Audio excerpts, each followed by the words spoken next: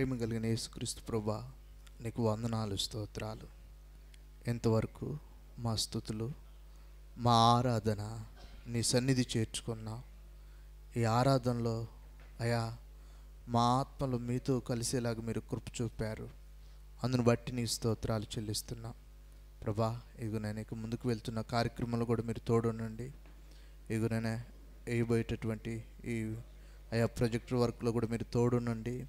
అలాగే నీ వాక్యంలో మీరు మమ్మల్ని బలపరచండి అయా. ఈ దినం నీ వాక్యం చేత మమ్మల్ని సంధించండి, మమ్మల్ని నీ స్వారూప్యంలోనికి మార్చండి, నీకు మహిమకరంగా మమ్మల్ని చెక్కండి.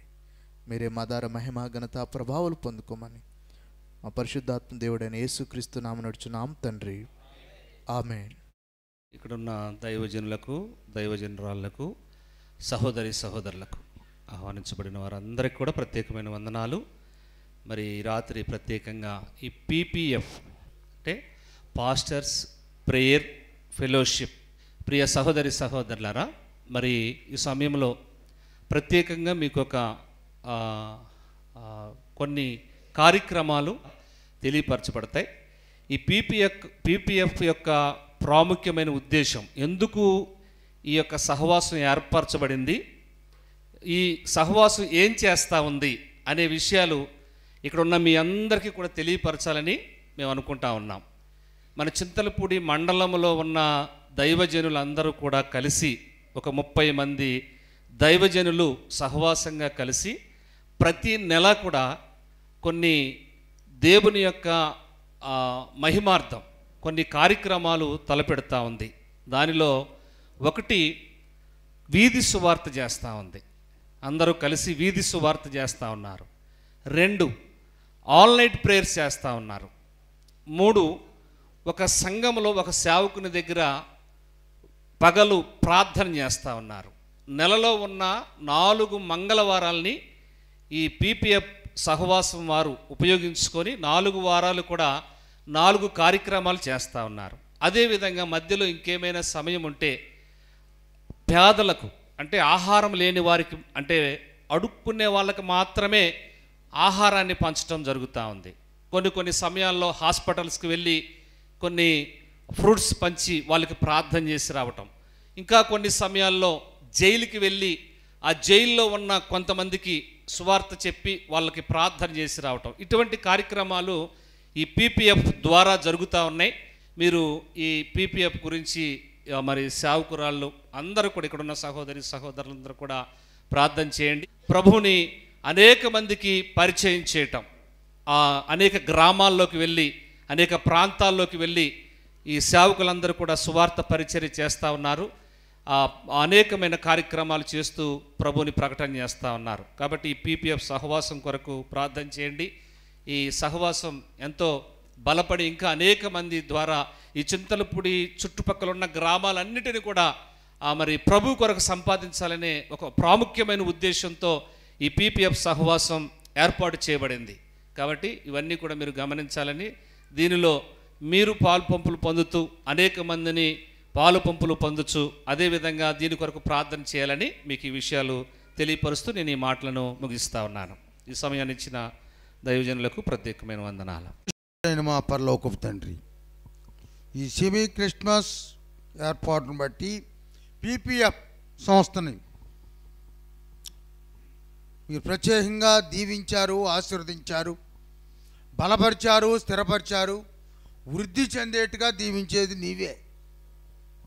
మనుషులకు నిలకడ ఉండదు నాయన, కానీ నీవు దీవిస్తే అనేకమైన దీవెనలు మాకు ఉంటాయి కనుక అటు దీవెన మాకు దయచేసినందుకు స్తోత్రం చెల్లిస్తూ, ఇప్పుడు యొక్క కేకుని తండ్రి యొక్కయు కుమారుని యొక్కయు పరిశుద్ధాత్మక నామంలో ఈ కార్యక్రమం చేయించుండగా మీ ప్రత్యేకమైన దీవెనలు మెండుగా అందరికీ దయచేసి మహిమ పొందమని, కృపా దీవెనలు మెండుగా దయచేయమని, ఘనత కీర్తి మహిమ ప్రభావాలు ఆరోపించుకున్నామని, ఈ యొక్క క్రిస్మస్ సెమీ క్రిస్మస్ యొక్క ఆరాధనలో వాక్య పరిచర్య చేస్తున్నటువంటి అయ్యగారితో చెప్తుండగా మేమందరం ఆత్మతో నింపబడే వారిగా దీవించి మహిమ పొందమని, కృపా దీవెనలు మెండుగా దయచేయమని యేసు నామములో వేడుకుంటున్నాము తండ్రి.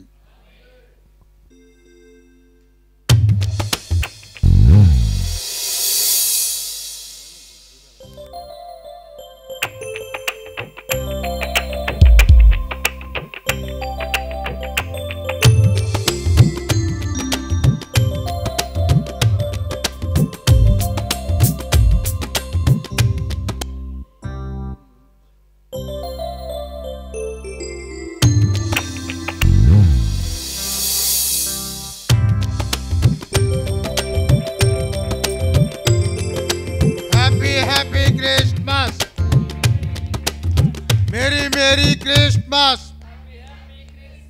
Happy Christmas. Merry Christmas. బలో యేసు క్రీస్తు మహారాజ్ కి.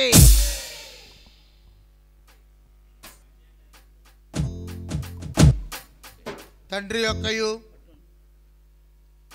కుమారుని యొక్కయు పరిశుద్ధాత్మ యొక్క నామమున ఆమేన్.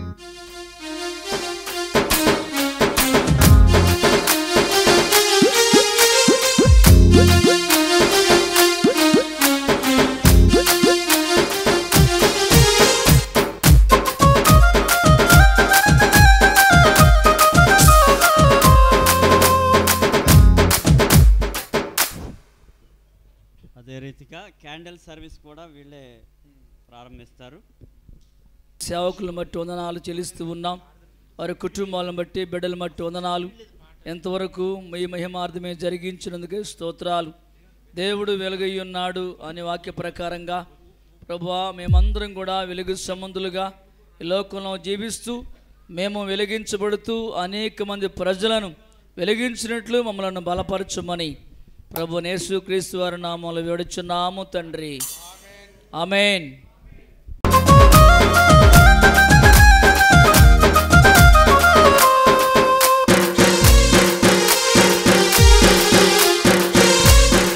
మహిమలో సందడి, పసుల పాకలో సందడి, శ్రీ యేసు పుట్టాడని, రాజు పుట్టాడని, శ్రీ యేసు పుట్టాడని, మహారాజు పుట్టాడని. బెత్లెహేములో సందడి, పసుల పాకలో సందడి, శ్రీ యేసు పుట్టాడని, మహారాజు పుట్టాడని. అరే శ్రీ యేసు పుట్టాడని, మహారాజు పుట్టాడని. బెత్లెహేములో సందడి.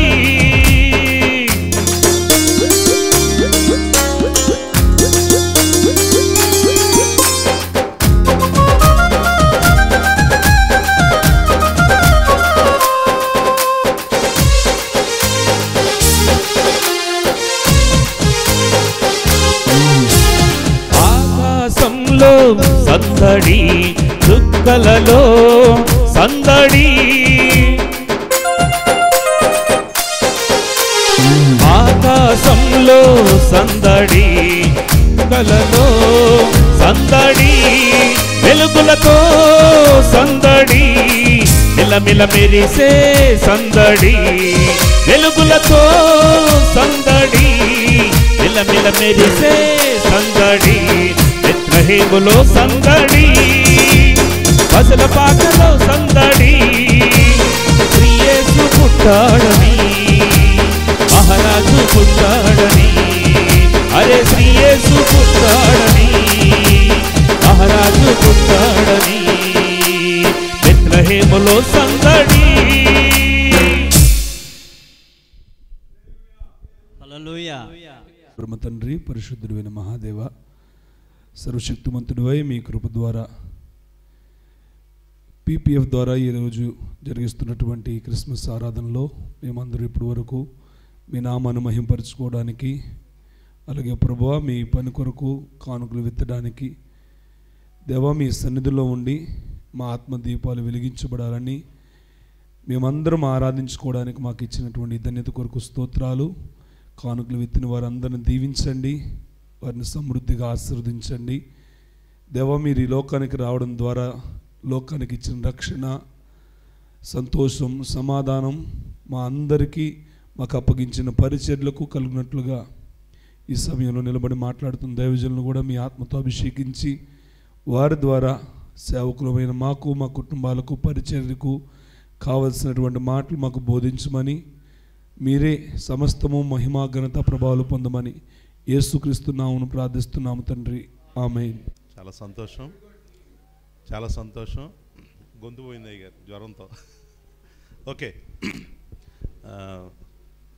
ప్రాముఖ్యంగా ఈ క్రిస్మస్ మీటింగ్ని ఏర్పాటు చేసినప్పుడు సేవకులుగా ఎవరిని పిలిస్తే బాగుంటుంది, ఎవరిని అని ఆలోచించినప్పుడు సో కొంతమంది పేర్లు వినిపించినప్పుడు మొట్టమొదటిగా ఆశీర్వాదం అన్న ఒంగోలు అయితే బాగుంటుంది, సేవకులుగా ఆయన యొక్క అనుభవాలు, ఆయన సేవా విధానం అనే విషయాలన్నీ కూడా మనకు తెలియజేస్తారు అని ఆలోచన చేసినప్పుడు సో అన్నయ్యని అడిగాము.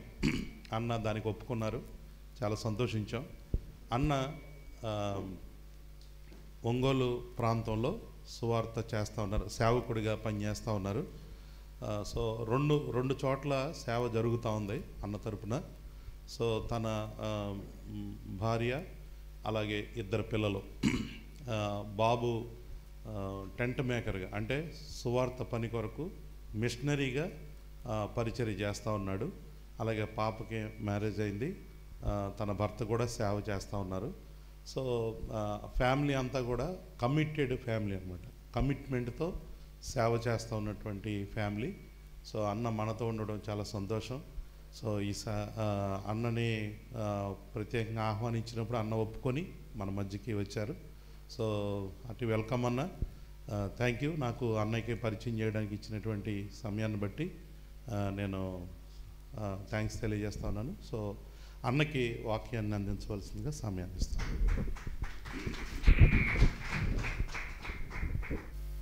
క్రీస్తు ఆరాధన, క్రిస్మస్ అంటే మంచిది. మరి నన్ను పరిచయం చేసిన జాషువా గారు, వారు నన్ను మీకు పరిచయం చేయడం చాలా సంతోషంగా భావిస్తున్నాను. మీరందరూ దైవజనులు. నేను జాషువా అప్పుడప్పుడు జూమ్లో మాకు వాక్యం అందించమని అడిగినప్పుడు కొంతమంది యవనస్తులతో పాటు వారు కూడా వాక్యం చెప్తూ ఉంటారు. అప్పుడు నేను అనుకునేవాడిని, చాలా నాణ్యమైన, లోతైన, విలువైన సంగతులు బోధించటానికి దేవుడు తనకు కృప ఇచ్చాడు అని నేను భావించాను. తర్వాత సేవకుల గురించి కూడా చెప్పారు. మా దగ్గర ఉన్న సేవకులు చాలా బాధ్యత గల, భారము గల, ఆత్మల పట్ల భారము కలిగిన సేవకులు అని సాక్ష్యం ఇచ్చాడు. ఈ సాక్ష్యం చాలామంది సేవకులకు లేదు. But you are blessed having such a witness or testimony regarding the ministry. పరిచర్య విషయంలో మీరు అటువంటి సాక్ష్యం కలిగి ఉండడం అనేది చాలా అద్భుతమైన సంగతి. ఈరోజు జనానికి ఆస్తుల సంపాదే కానీ ఆత్మల సంపాదన ఎవరికి లేదు. ఇప్పుడు వాళ్ళని చూసి, వీళ్ళని చూసి, ఆ సేవకుని చూసి, ఈ సేవకుని చూసి, ఇదిగో నాలాగా సూటు కోటు వేసుకొని భలే ఉండాడు కదరా, ఇంత నిన్నగాక మొన్న వచ్చాడు, ఎంత ఎదిగిపోయాడు, మనం ఏంది ఇక్కడే ఉండాం, మనం కూడా ఏదో ఒకటి చేస్తే కానీ పైకి రాలేమనుకొని ఎవడినో చూసి, పులిని చూసి నక్కోత పెట్టుకున్నట్టుగా పిచ్చి పిచ్చి పనులన్నీ చేయిపోయి ముందుకు పడి ముఖం పగిలి ఏమీ చేయలేక ఇట్లాంటి పిచ్చి పనులు చేసేవాళ్ళు చాలామంది ఉన్నారు, పాస్టర్స్ అని పేరు కలిగిన వాళ్ళు. కానీ వాళ్ళల్లో మీరు లేరు. Praise the lord, praise the lord. అటువంటి అనాలోచితంగా, అజ్ఞానంగా ఎవరినో పోటీ పెట్టుకొని, కంపేర్ చేసుకొని అలా గందరగోళ పనులు చేసేవాళ్ళుగా లేరు. మిమ్మల్ని గురించి విన్న సాక్ష్యం చాలా అద్భుతమైంది. ఇటువంటి ఒక క్వాలిటీ గ్రూపు ప్రతి చోట ఉండాలనేది నా ఆశ. నేను సేవకు వచ్చినటువంటి బిఏ చదువుతున్నప్పుడు ఐఈఎం నుండి ఒక బ్రదర్ వచ్చేవాడు, ఒక మిషనరీ వచ్చేవాడు ఒంగోలు. ప్రతి సంవత్సరము జనవరి 26న మిషనరీ రిట్రీట్ అని వాళ్ళు పెడుతూ ఉండేవాళ్ళు. ఆ మీటింగ్కి వెళ్తుండేవాడిని నేను. అక్కడ విన్నప్పుడు ఆత్మల భారం కొరకు భారము దేవుడు నాకు ఇచ్చాడు. నాకు అనిపించింది, వీళ్ళందరూ విద్యార్థుల మధ్య, తెలివిగల వాళ్ళ మధ్య పనిచేస్తున్నారు. అయితే జ్ఞానం లేని గ్రామాల మధ్య, తెలివి లేని గ్రామాల మధ్య, అంటే కొన్ని విషయాలు తెలియని, కొంత సరైన గ్రహింపు లేని ప్రజలకి ఎవరు చెప్తారు సువార్త? నేను చెప్తే బాగుండు అనుకుంటూ ఉన్నప్పుడు, తర్వాత బిఏ అయిపోయిన తర్వాత బందర్ పట్టణంలో ఒక 2 సంవత్సరాలు ఉద్యోగం చేయడానికి దేవుడు నన్ను పిలిచాడు. వరల్డ్ విజన్ ఆఫ్ ఇండియా అనే ఆర్గనైజేషన్లో నేను జాబ్ చేయడం జరిగింది. అక్కడ మా దగ్గర జగజ్జీవన్ రాయ్ ఆయన రికమెండ్ చేయగా మచిలీపట్నంలో దీనబంధు గారు అనేటువంటి ఆయన ఉద్యోగంలో చేర్చుకోగా 2 సంవత్సరాలు అక్కడ పనిచేస్తుండగా 2వ సంవత్సరం చివరి దినాల్లో ప్రకాష్ యేసుడయన్ అని from Chennai, he went to be with the lord, ఆయన మహిమలోకి వెళ్ళిపోయాడు. అయితే ఆయన ఫ్రెండ్స్ మిషనరీ ప్రేయర్ బ్యాండ్ అనే ఆర్గనైజేషన్ తరపున బందర్లో సిఎస్ఐ చర్చిలో మీటింగ్స్ పెట్టాడు. ఆ మీటింగ్స్ చివరిలో ఆయన ఒక మాట అన్నాడు, వాక్యం చెప్పి ఆత్మలకు భారం గురించినటువంటి సంగతులన్నీ చెప్పి ఆయన అన్నాడు, పిలుపులో భాగంగా అన్నాడు ఒక చక్కని మాట, if not you who, if not now when అన్నాడు. అంటే నీవు కాకపోతే ఇంకెవరో, ఇప్పుడు కాకపోతే ఇంకెప్పుడు అన్నాడు. అప్పటికే దేవుడు నన్ను సిద్ధపరుస్తూ ఉన్నాడు, తన పరిచర్యకు సిద్ధపరుస్తున్నాడు. సిద్ధపరుస్తున్న నేపథ్యంలో ఈ మాట వచ్చినప్పుడు నేను చెప్పాను, ప్రభువా ఎవరో కాదు నేనే, ఎప్పుడో కాదు ఇప్పుడే అని తీర్మానం చేసుకొని కంప్లీట్గా దేవుని సేవలోకి రావడానికి ప్రభు సహాయం చేశాడు. ఆ మాట వల్లనే కాదు, ఆ మాట క్యాజువల్గా ఆయన అన్నాడు, కానీ స్క్రిప్చర్ బేస్డ్ ఉండాలి కదా, వాక్య ఆధారం ఉండాలి కదా. ఆ రోజు తర్వాత ఉదయకాలం ఆఫీస్కి వెళ్ళి నా ఉద్యోగంలోకి నేను వెళ్ళినప్పుడు కొన్ని ఫైల్స్, నాకంటే ముందు పనిచేసినటువంటి వాళ్ళు చాలామంది ఉన్నారు, కొన్ని ఫైల్స్ ఆ పైన నుండి కింద పడ్డాయి. ఒక ఫైల్ ఓపెన్ చేస్తే ఒక పుస్తకం పడింది, అందులో చిన్న పుస్తకం అది. ఆ బుక్లో వినండి, ఫస్ట్ పేజీ తిప్పగానే ఒక కపుల్ ఫోటో ఉంది, దంపతుల ఫోటో. ఆ ఫోటో క్రింద ఏముందంటే ఇర్మియా గ్రంథం 1వ అధ్యాయం 5వ వచనం ఉంది. ఏముంది? తల్లి గర్భములో రూపింపక మునిపే నేను నిన్ను ఎరిగి తిని, జనములకు ప్రవక్తగా నిన్ను నియమించి తిని, తల్లి గర్భములో రూపింపక మునిపే నిన్ను నియమించాను, ఏర్పరచుకున్నాను, ప్రతిష్ఠించాను అని ఉంది. ప్రతిష్ఠించి తిని అంటే అర్థం ఏంటి చూద్దామని సర్చ్ ద స్క్రిప్చర్స్, లేఖనములు పరిశోధించుడని EU వాళ్ళ చేతనే ప్రింట్ చేయబడిన 3 సంవత్సరాల బైబిల్ స్టడీ, బైబిల్ మొత్తాన్ని 3 సంవత్సరాల్లో స్టడీ చేసేటట్టు ఒక బుక్ ప్రింట్ చేశారు. ఆ ప్రింట్ చేసినటువంటి ఆ బుక్ తీసుకొని దాని అర్థం ఏంటి అనేది చదువుతున్నాను. దాని అర్థం ఏంటి అని చూడాల్సిన అవసరం లేదు. దాని అర్థం ఏంటని చదువుతున్నప్పుడు వినండి, ఇంగ్లీష్లో ఏముందంటే, ఇంగ్లీష్లో కాన్సక్రేషన్, అది ఇంగ్లీష్ పదము. దాని అర్థం ఏంటంటే I set apart you for my self అని ఉంది. I set apart you for my self అంటే నా కొరకు నిన్ను వేరుగా పెట్టుకున్నాను అని ఉంది అక్కడ. ఎట్లా? చాలా స్పష్టంగా నా కొరకు నిన్ను వేరుగా పెట్టుకున్నాను అని వచ్చింది. తెలుగులో ప్రతిష్ట, ఇంగ్లీష్లో కాన్సక్రేషన్. దాని మీనింగ్ నా కొరకు నిన్ను వేరుగా పెట్టుకున్నాను. ఇంక క్లియర్ అయిపోయింది. అప్పుడు సంపూర్ణ సేవకు సమర్పించుకొని ఉద్యోగానికి రిజైన్ చేసి ముందుకు వచ్చాను. నేను ఈరోజు గట్టిగా చెప్పగలను, దేవుడు నన్ను తన పనికి పిలిచాడు అని. అయితే ఈ నేపథ్యంలో మనం ఆలోచించాల్సిందంటే, దేవుడు మనల్ని పిలిచాడు అని మనం గట్టిగా చెప్పగలమా అనేది ప్రశ్న. దానికి వాక్యాధారం ఉందా? మరి కన్విక్షన్ ఉందా? లేకపోతే మన నాన్న పాస్టర్ కాబట్టి పాస్టర్ అవ్వడమా? లేకపోతే చర్చి పడిపోయింది, పాడైపోయింది, దీన్ని ఏదన్నా మళ్ళీ రీబిల్డ్ చేసి మళ్ళీ సేవ చేద్దామని చేయటమా? లేకపోతే తల్లిదండ్రులు ఎవరో ఇంకా నువ్వు కాకపోతే ఇంకెవరయ్యా అన్నారు కాబట్టి చేయడమా? ఇట్ట చేయడమా? లేకపోతే దేవుడు నన్ను పిలిచాడు అనే కాన్ఫిడెన్స్, ఆ ధైర్యంతో మనం సేవకు వచ్చామా అనేది ఒక మంచి పరిశీలన. అప్పుడు ఏమైందంటే, సేవలో మనకి ఎన్ని సమస్యలున్నా అవి మనల్ని ఏమీ చెయ్యవు.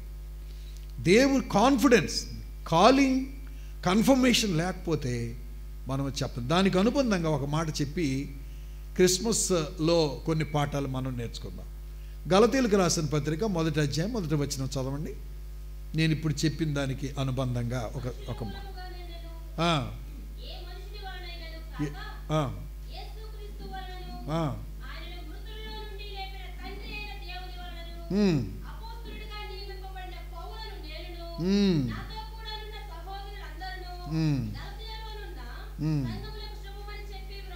చాలు. యేసు ఏ మనుష్యుని మూలముగా కాదు అని స్పష్టంగా చెప్పాడు అక్కడ. ఏ మనుష్యుని మూలముగా కాదు, యేసుక్రీస్తు వలన, తండ్రి అయిన దేవుని వలన నేను అపొస్తలుడుగా పంపబడ్డాను, నియమించబడ్డాను అన్నాడు. అపోస్తలుడు అంటే apostle means sent by. Sent by అంటే పంపబడినవాడు అని అర్థం. అపోస్తలుడు అంటే బాహ్య సంబంధమైన వేషం కాదు. అపోస్తలుడు అంటే అంతరంగంలో వాక్యము చేత దేవుడు నన్ను పిలిచాడు అనే కన్ఫర్మేషన్ కలిగిన వాడు అపోస్తలుడు అవుతాడు. కానీ ఈ రోజున బాహ్య సంబంధమైన వాటికే ప్రాముఖ్యత ఇస్తున్నారు, కానీ అంతరంగములో దేవుడు నన్ను పిలిచాడు, ఏ మనుష్యుని మూలముగా కాదు, యేసుక్రీస్తు వలన, తండ్రి అయిన దేవుని చేత నేను పిలువబడ్డాను, పంపబడ్డాను అని మనం చెప్పగలిగితే పరిచర్యలో, వింటున్నారా, చావు అయినా ఏమైనా అసలు అది మనల్ని ఏమీ చేయలేదు. ఎందుకు చేయలేదు? పిలిచింది ఆయన, పిలిచాడు ఒకటిను, ఆయన కొరకు పిలిచాడు. ఆయన కొరకు పిలిచినప్పుడు ఆయన కొరకు ఏమైతేమి? ఇప్పుడు నువ్వు ఆయన కొరకే పిలిచిన మాట, పిలవబడిన మాట సత్యమైతే దేవుని కొరకు ఏమైతేమి? కానీ ఇప్పుడు ప్రాబ్లం ఎక్కడుందంటే, దేవుడు పిలిచినా నన్ను ఎవరు ఏమనకూడదు, నన్ను ఎవరేం, దేవుడు కొరకు దేవుడు పిలిచినా నన్ను ఎవరు ఏమనకూడదు, తిట్టకూడదు, ఏమన్నా అన్నావంటే నీ అంతు చూస్తా, నీ సంగతి చూస్తా. ఏమిరా అంత భయం లేకుండా? నేనంటే ఏమనుకున్నావు? కింకాంగని ఓ సేవకులు, పాస్టర్లు కూడా పులేసి వేస్తున్నారు. నువ్వు పులేసి వేయడానికి పిలిచాడా దేవుడు నిన్ను? లేకపోతే హంబుల్గా, దీనులుగా ఉండి ఒక సేవకులనే యాటిట్యూడ్తో పనిచేయమని పిలిచాడా? ప్రజల దగ్గర పులేసి వేసి ఏమనుకుంటున్నారు, సేవకులను ఏమన్నా అన్నారంటే నీ సంగతి తేలుస్తాను అని చెప్పడానికి పిలిచాడా మనల్ని? కాబట్టి దురదృష్టం ఏంటంటే చాలామంది, అందరూ కాదు, మీరు కాదులేండి, మిమ్మల్ని నేనేం అంటలేదు, అంటే అటువంటి వాళ్ళు ఉన్నారు, నాకు కనబడుతూ ఉంటారు, వాళ్ళు మాట్లాడుతూ ఉంటారు. No, God called us to be servants in the vineyard. దేవుని యొక్క తోటలో పనివారుగా ఉండడానికి దేవుడు మనల్ని పిలిచారు. నేను మా చర్చి వాళ్ళకి ఏం చెప్తానంటే, అమ్మా మీరు పనివాళ్ళు కాకపోతే నేను మేస్త్రిని అనుకోండి అంత. నేను మేస్త్రిని, మీరు బొచ్చెలు టాపీలు అందించేవాళ్ళు అంతేను. కాకపోతే ఒకవేళ మేస్త్రి కూలి ఎక్కువ ఉంటుందేమో తెలియదు. నేను మేస్త్రిని, మీరు పనివాళ్ళు, నేను కూడా ఒక పనివాడిని. ఆ యాటిట్యూడ్ సంఘంలో ఉన్న వ్యక్తులకి రావాలి, సేవకులకు కూడా రావాలి.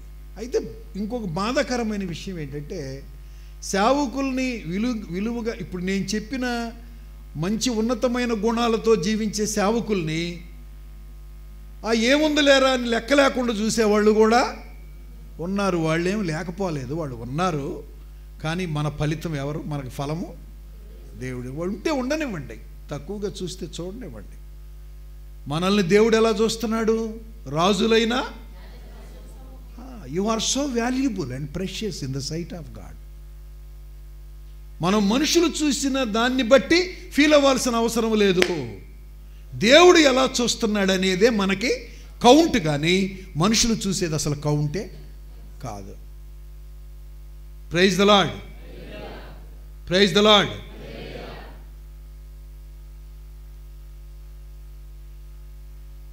ఒక చిన్న వచనం పాడుకుందామా?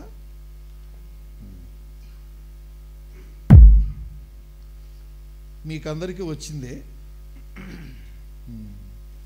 అదేంటంటే ఒక వచనం, నూతనమైనది నీ వాత్సల్యము ప్రతిదినము నన్ను దర్శించెను, ఎడబా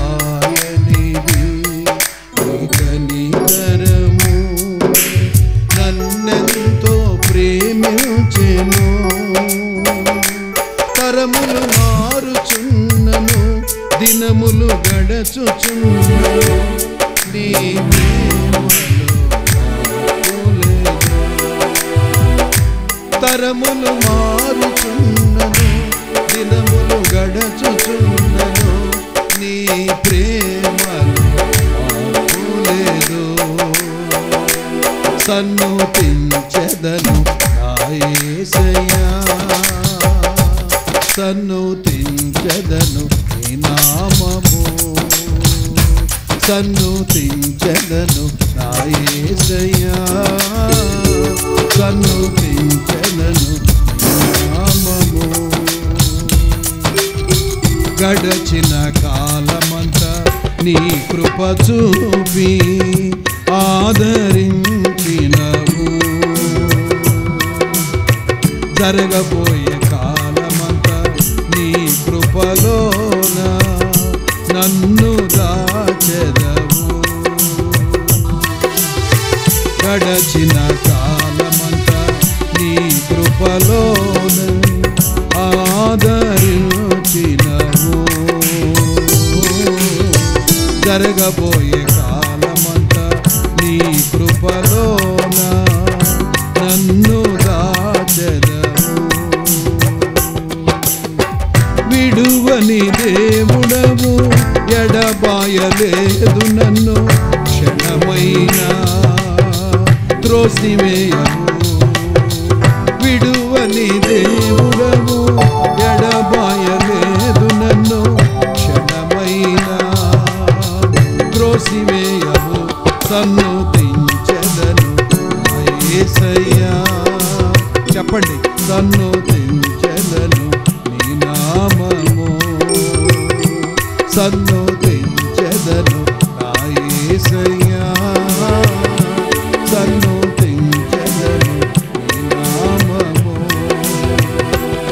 నూతనమైనది నీ వాత్సల్యము, ప్రతిదినము నన్ను దర్శించెను.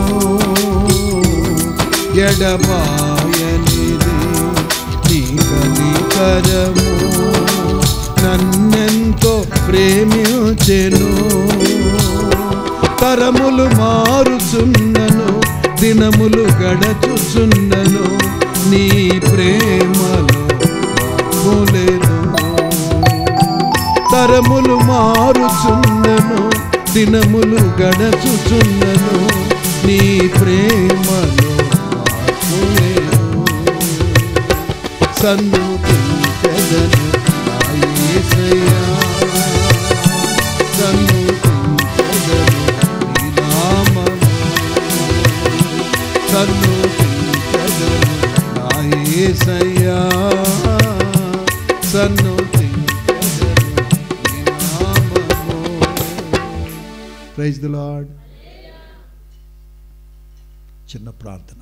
ప్రేమగల తండ్రి, ఇంట్రడక్షన్గా సాక్ష్యంగా చెప్పబడిన మాటలు ఫలింప చేయండి. వర్తమానంలోకి వెళుతుండగా మీ సన్నిధితోడు మాకు దయచేయండి. మీ వాక్యములో ఉన్న జీవము వెలుగు నేను మేము పొందినట్లు నీ కనికరం మా మీదకి రానివ్వండి. యేసుక్రీస్తు ప్రశస్త నామమున ప్రార్థిస్తున్నాం తండ్రి, ఆమేన్. ప్రభునందు అత్యంత ప్రియులు దైవజనులకు మరొకసారి ప్రభునామన వందనాలు తెలియజేస్తున్నాను. ఈ సమయంలో మత్తయి సువార్త, నేను కొన్ని పాఠాలు, ప్రభు నాకు నేర్పించిన కొన్ని పాఠాలు మీకు చెప్తాను. 18వ వచనం మత్తయి సువార్త మొదటి అధ్యాయం. యేసుక్రీస్తు జనన విధం ఎట్లనగా, ఆయన తల్లి అయిన మరియ యోసేపునకు ప్రదానము చేయబడిన తరువాత వారేకము కాకమునుపు ఆమె పరిశుద్ధాత్మ వలన గర్భవతిగా ఉండెను. ఆమె భర్త అయిన యోసేపు నీతిమంతుడయుండి ఆమెను అవమానపరచనలక రహస్యముగా ఆమెను విడనాడ ఉద్దేశించెను. అతడు ఈ సంగతులను గురించి ఆలోచించుకొనుచుండగా, ఇదిగో ప్రభుదూత స్వప్నమందు అతనికి ప్రత్యక్షమై, దావీదు కుమారుడైన యోసేపు, నీ భార్య అయిన మరియను చేర్చుకున్నట్టుకు భయపడకము. ఆమె గర్భము ధరించినది పరిశుద్ధాత్మ వలన కలిగినది.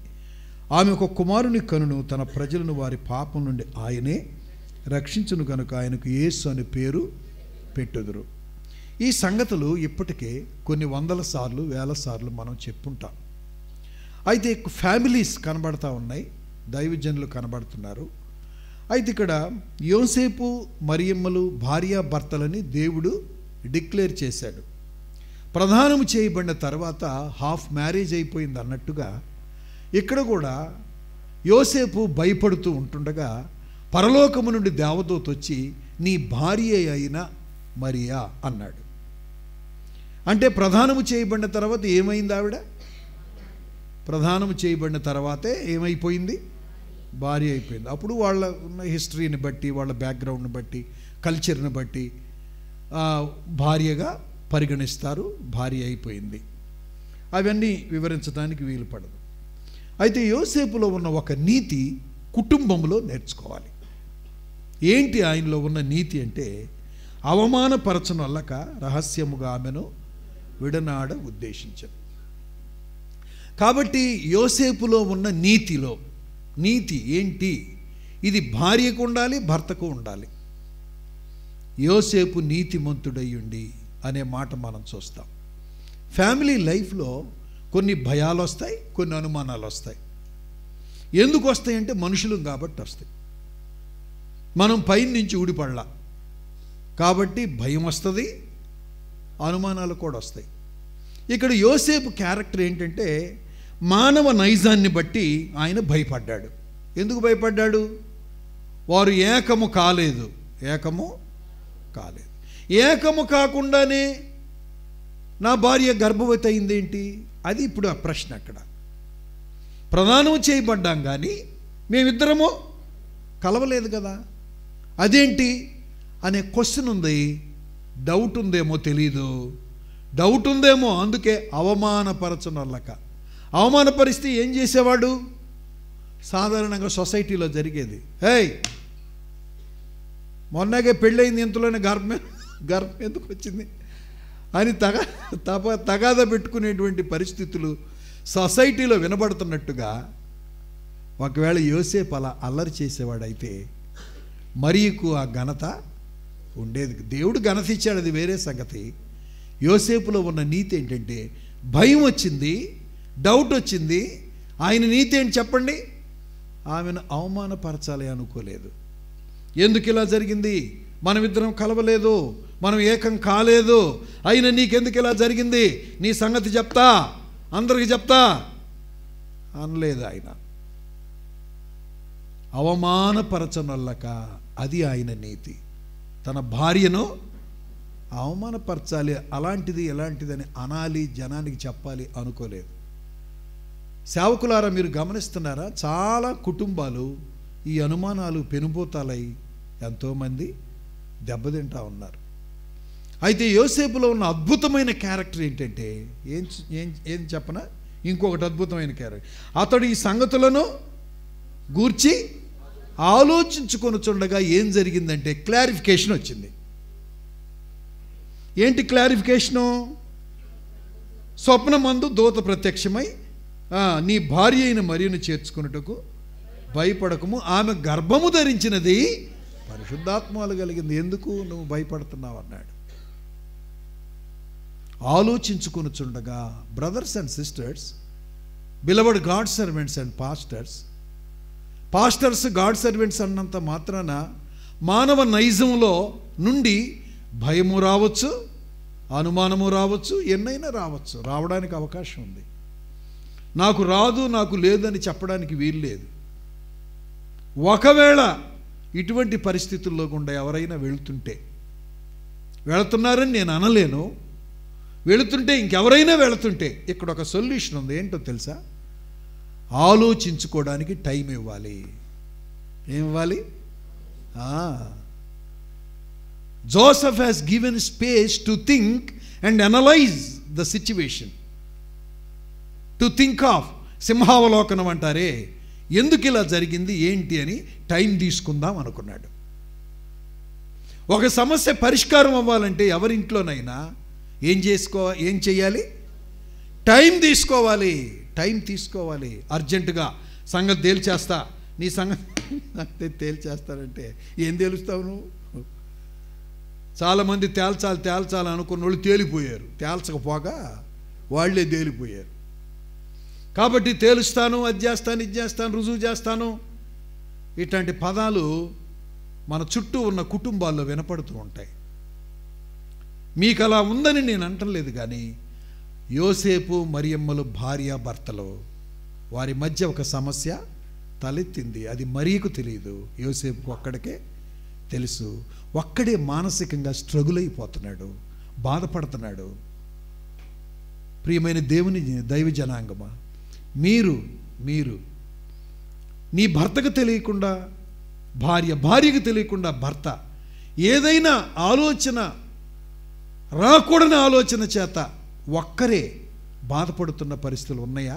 ఒకవేళ ఉంటే మీరు చేయాల్సిన పని ఏంటంటే యోసేపు చేసిన పని చేయాలి. ఏంటది?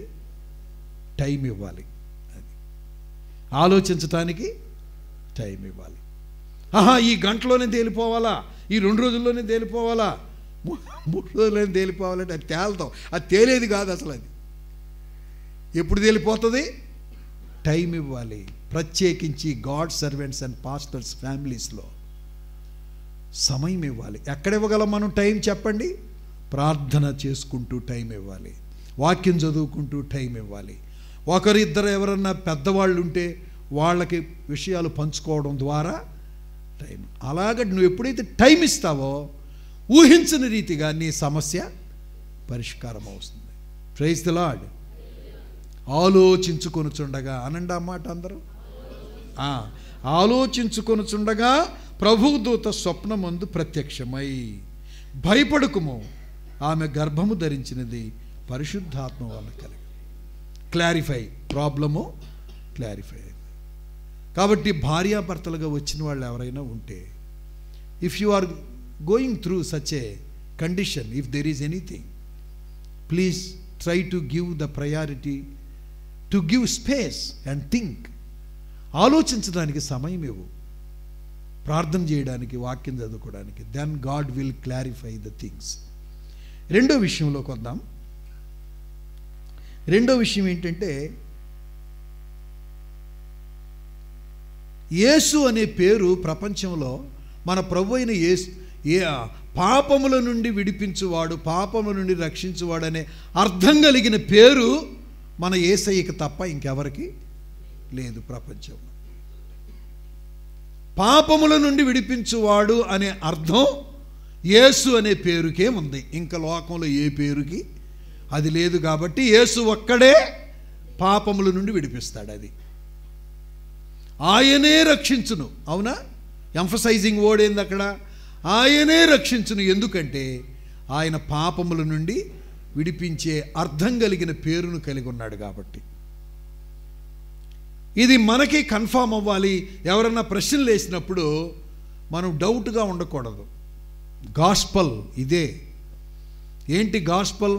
యేసుక్రీస్తు యొక్క పాపము లేని జననం, పాపము లేని జీవితం, పాపము లేని మరణం, మరణమును జయించి తిరిగి లేవడం, అదే గాస్పల్. అందుకే నా పాంప్లెట్లో ఏం రాసుకున్నారు? మీరు సర్వ సృష్టికి వెళ్ళి సువార్తను ప్రకటించదని పాంప్లెట్లో వేశారు. సువార్త ఏంటి? The gospel is nothing but birth of Jesus, life of Jesus, blood of Jesus, death of Jesus, resurrection of Jesus.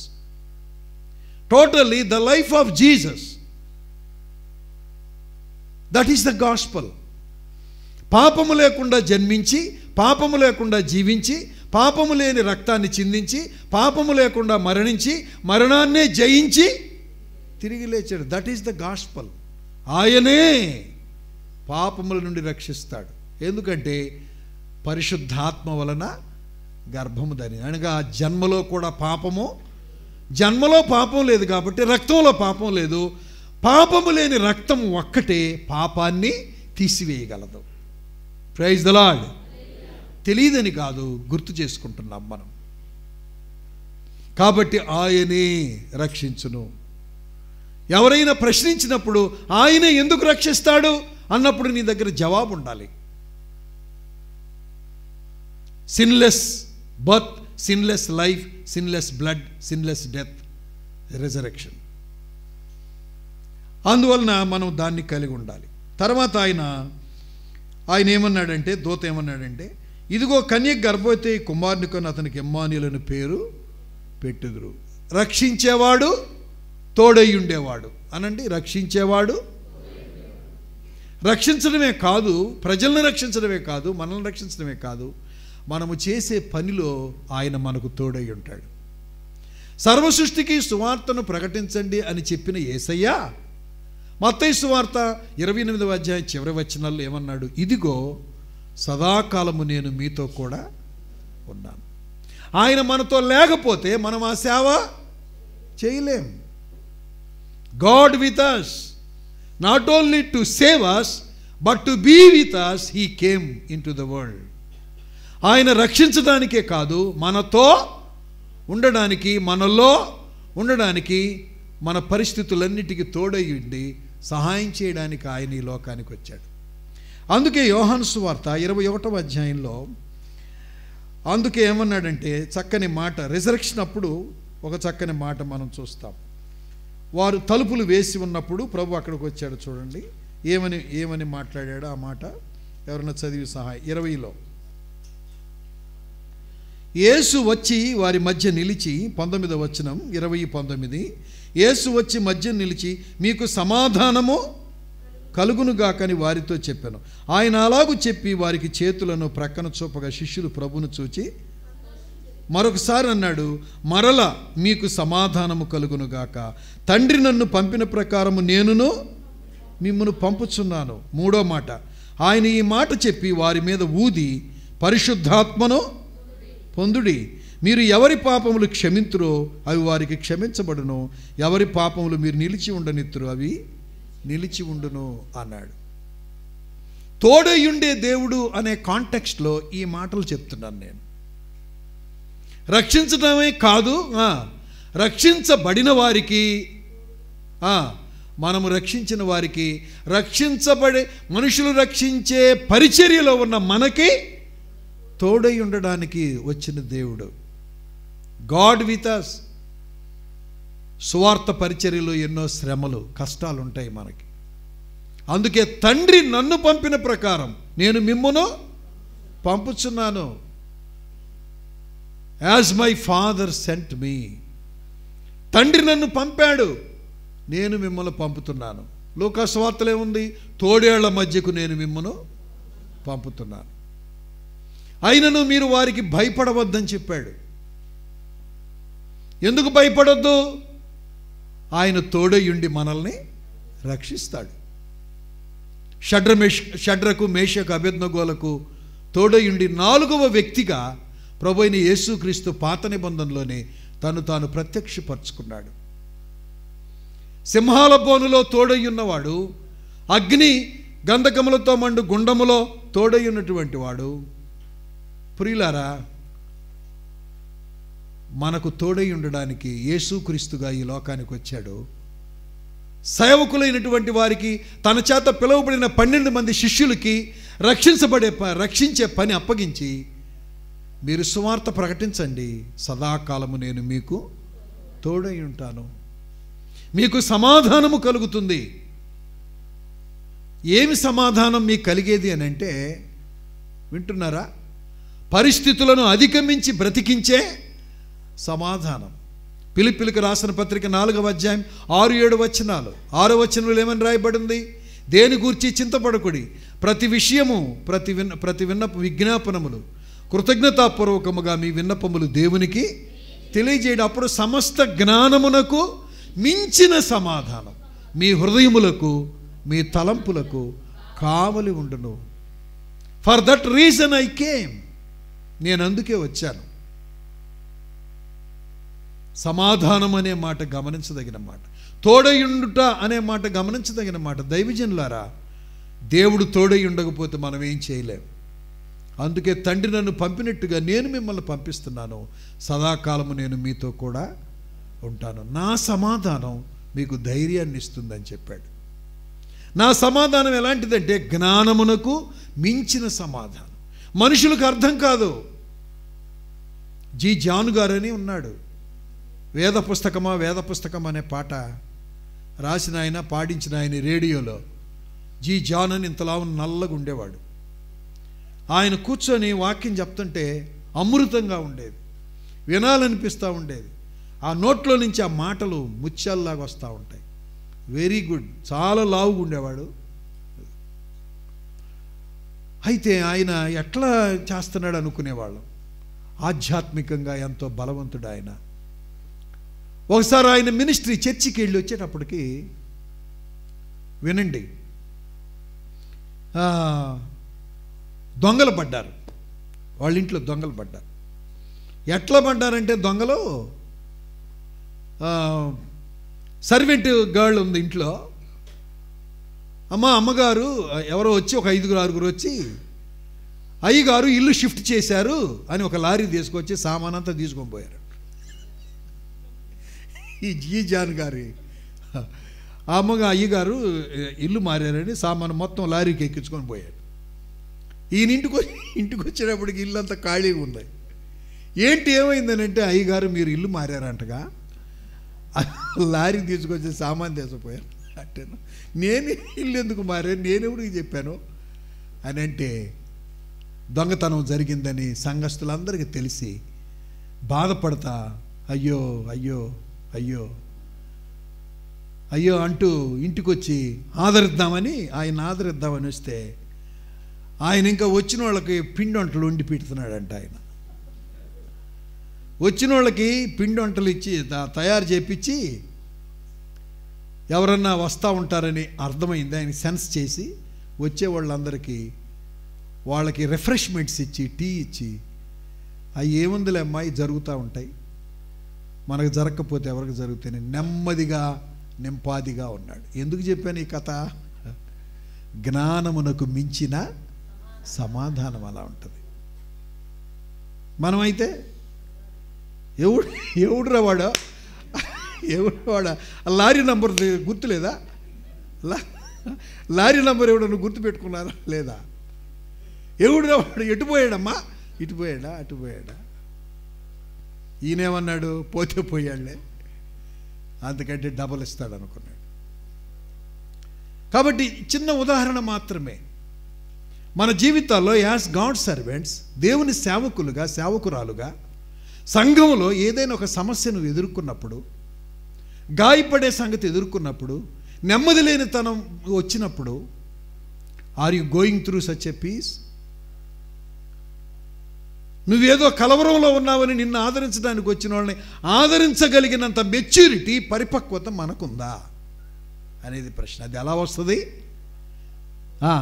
సమస్త జ్ఞానమునకు మించిన దేవుని సమాధానం మనతో ఉంటే వస్తుంది. అందుకే తోడేళ్ళైనా, ఆ క్రూరమైనటు జంతువులైనా, ఎవరైనా మనల్ని ఏమీ చేయలేరు. ప్రభు ఏమన్నాడు?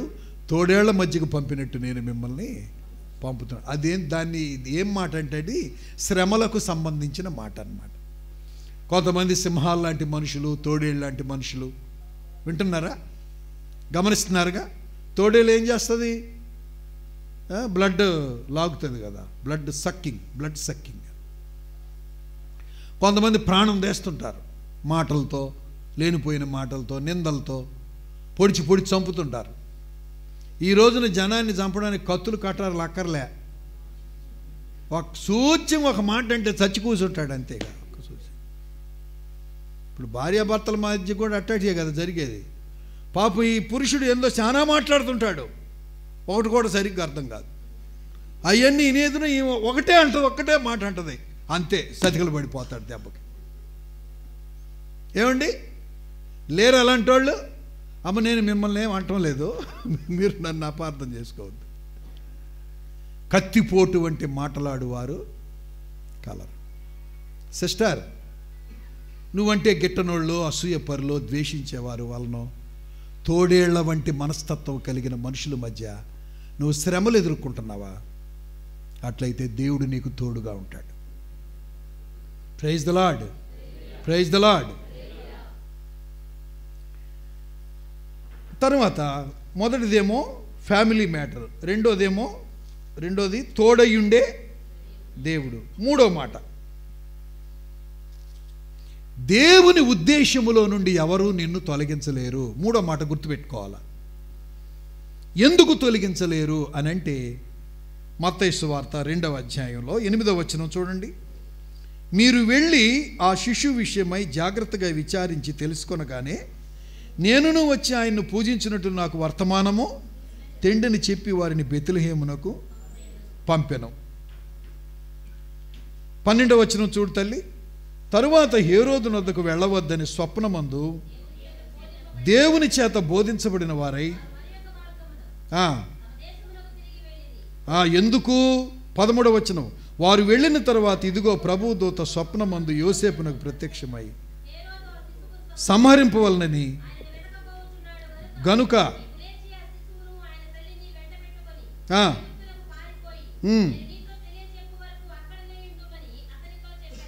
Praise the lord.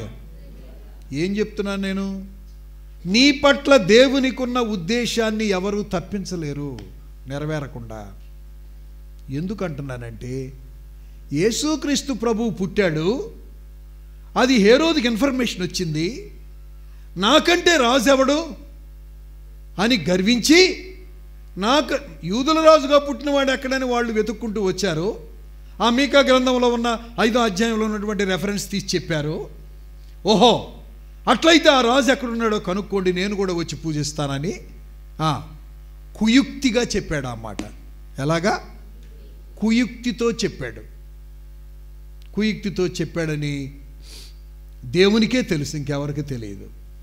అందుకే దూతను పంపించాడు. ఇప్పుడు జ్ఞానులు ఏం చేయాలి? ఎక్కడ పుట్టాడో తెలుసుకున్నారుగా, వెళ్ళారుగా, నమస్కారం చేశారుగా, పూజించారుగా. ఇప్పుడు ఎక్కడికి రావాలి వాళ్ళు? రిటర్ను వాళ్ళు రాజు దగ్గరకు రాకుండా దేవదూత వారిని వేరే మార్గంలో గైడ్ చేశారు. ఎందుకంటే 13వ వచనంలో విషయం చెప్పాడు. ఆయన్ని శిశువును సంహరించాలని హేరోదు ప్లాన్ కలిగి ఉన్నాడు. అంటే దారి మళ్ళించాడు. దారి మళ్ళించింది ఎవరో? దేవుడే దారి మళ్ళించాడు. ఇక్కడ ఏం పాఠం ఉందో తెలుసా? దేవుడు నిన్ను పర్పస్ఫుల్గా పుట్టించాడు భూమి మీద. నీవు సేవకుడు అవ్వాలనో, ఇంజనీర్ అవ్వాలనో, డాక్టర్ అవ్వాలనో, కలెక్టర్ అవ్వాలనో, ఎక్కడ ఉండి దేవుని సేవ చేయాలని నిన్ను దేవుడు నిర్ణయించాడో, with a specific purpose and plan, God has given you birth on the face of this earth. భూమి మీద నువ్వు పుట్టడానికి దేవుడు ఒక ప్రత్యేకమైన ఉద్దేశంతో నిన్ను పుట్టించాడు. పుట్టడానికి ఒక కారణం ఉంది. Praise the lord. యేసయ్య పుట్టడానికి కారణం ఏంటి? ప్రజలను వారి పాపముల నుండి రక్షించటానికి. లూకా సువార్త 2వ అధ్యాయం వరకు అధ్యాయం ప్రకారంగా మహా సంతోషం ఇవ్వడానికి. 10వ వచనం, 14వ వచనం, భూమి మీద ఆయనకి ఇష్టలైన మనుషులకు సంతోషం ఇవ్వడానికి, సమాధానం ఇవ్వడానికి, పాపముల నుండి రక్షించడానికి యేసును పుట్టించాడు. దైవజనులారా, నిన్ను పుట్టించటంలో కూడా దేవునికి ఒక ఉద్దేశం ఉంది. Praise the Lord. నువ్వు ఊరకనే నీ తల్లిదండ్రులకు పుట్టలేదు. By the by I want to warn you as parents. తల్లిదండ్రులు కూడా గుర్తుపెట్టుకోవాలి, పిల్లల్ని ఏదో ఎట్టికి పారేసి వాళ్ళని పట్టినట్టు ఉండకూడదు. మనం నీ పిల్లల పట్ల దేవునికి ఒక ప్రత్యేకమైన ఉద్దేశం ఉంది. వాళ్ళని పట్టించుకోవాలి, లక్ష్య పెట్టాలి, వాళ్ళ దైవ జ్ఞానంలో పెంచాలి. వాళ్ళని వదిలేయటానికి వీల్లేదు. నీకు బాధ్యత ఉంది. వారి పట్ల స్పెసిఫిక్ ప్లాన్ అండ్ పర్పస్ ఉంది. యేసయ్యను భూమి మీద పుట్టించడంలో తండ్రి అయిన దేవునికి ఎలా ఉద్దేశం ఉందో, దైవజనులారా, మీ పట్ల కూడా ఒక ఉద్దేశం ఉంది. అయితే శత్రువు ఏం చేశాడు? సంహరిద్దామని చూశాడు, చంపుదామని చూశాడు. అయితే దేవదూత ఏం చేశాడు? సాతాను యొక్క పన్నాగాలను తీసివేశాడు, ఫెయిల్ చేశాడు పన్నాగాలన్నింటినీ. ఇప్పుడు చూడండి అద్భుతమైన మాట. 20వ వచనం, 19వ వచనం చదవండి అందరూ. హేరోదు చనిపోయిన తర్వాత ఇదిగో ప్రభువు దూత ఐగుప్తులో యోసేపునకు స్వప్నమందు ప్రత్యక్షమై, నీవు లేచి తల్లిని తోడుకొని, ఎందుకు? ప్రాణము తీయజూచుండిన వారు చనిపోయిరని చెప్పి. అప్పుడు అతడు లేచి తల్లిని తోడుకొని ఇశ్రాయేలు దేశమునకు వచ్చెను. Praise the Lord. When God have plan and purpose, no one can stop it. ఎవరు దాన్ని ఆపలేరో. దైవజనుడా, సోదరి, ప్రభునందు ప్రియమైన దేవుని చేత పిలువబడిన దేవుని బిడ్డలారా, ఏ పరిస్థితిని బట్టి కూడా నువ్వు దిగులు చెందాల్సిన అవసరం లేదు.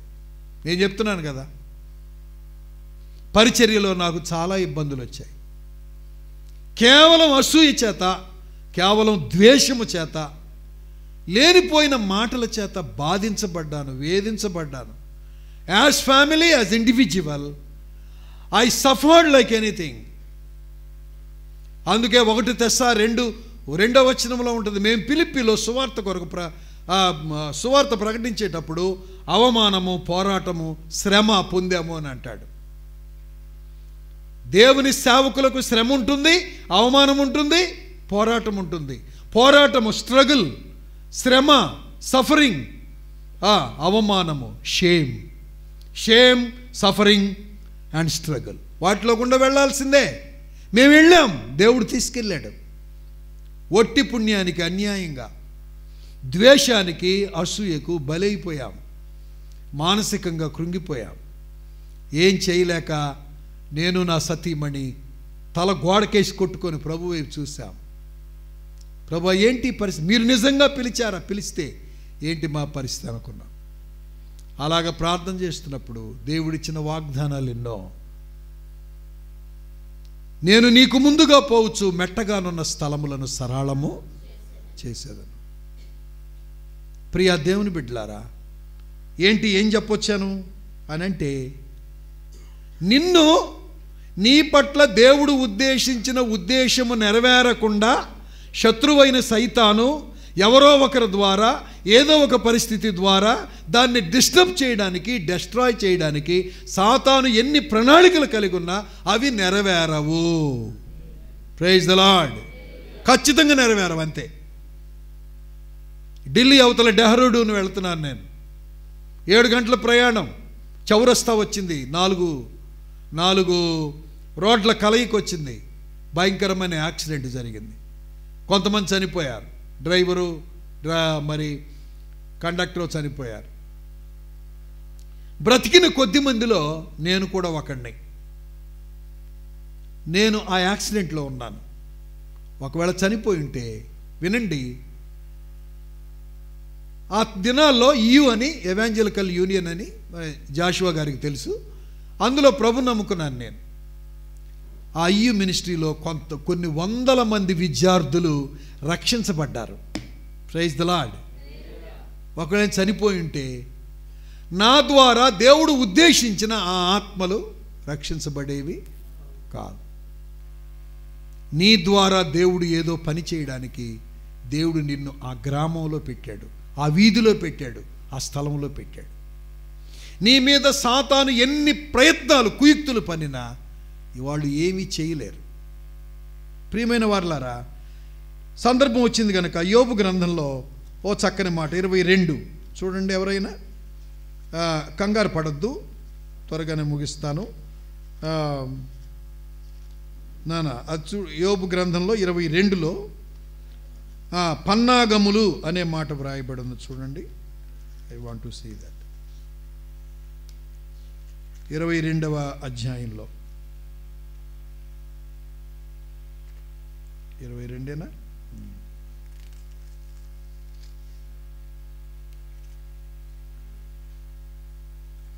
సరే, మనకు టైం లేదు, but I forget that reference. పన్నాగములు ఎన్ని పన్నినా సాతాను నిన్నేమీ చేయలేదు. నువ్వు ఉన్న చోట నమ్మకంగా ఉండి నువ్వు పని చేయడమే పని. అక్కడ ఎంత క్లియర్గా దేవదూత యేసయ్యను, సాతాను యేసయ్య పట్ల కలిగి ఉన్నటువంటి ఆ ప్రణాళికల్ని ఎంత భయంకరంగా దేవుడు ఫెయిల్ చేశాడో మనం చూస్తూ ఉన్నాం. ఈ రీతిగా ప్రభువైన దేవుడు తన ప్రజలను కాపాడుతూ ఉన్నాడు. సేవకుల్ని చూసారా? 5:12 చూడండి నాన్న, చదువు.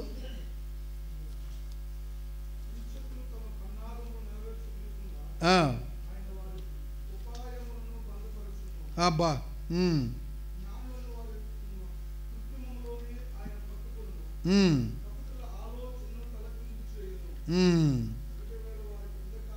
చాలు, వారి ఆలోచనలను తలకిందులు చేస్తాడు. 21 అది కూడా చదువు.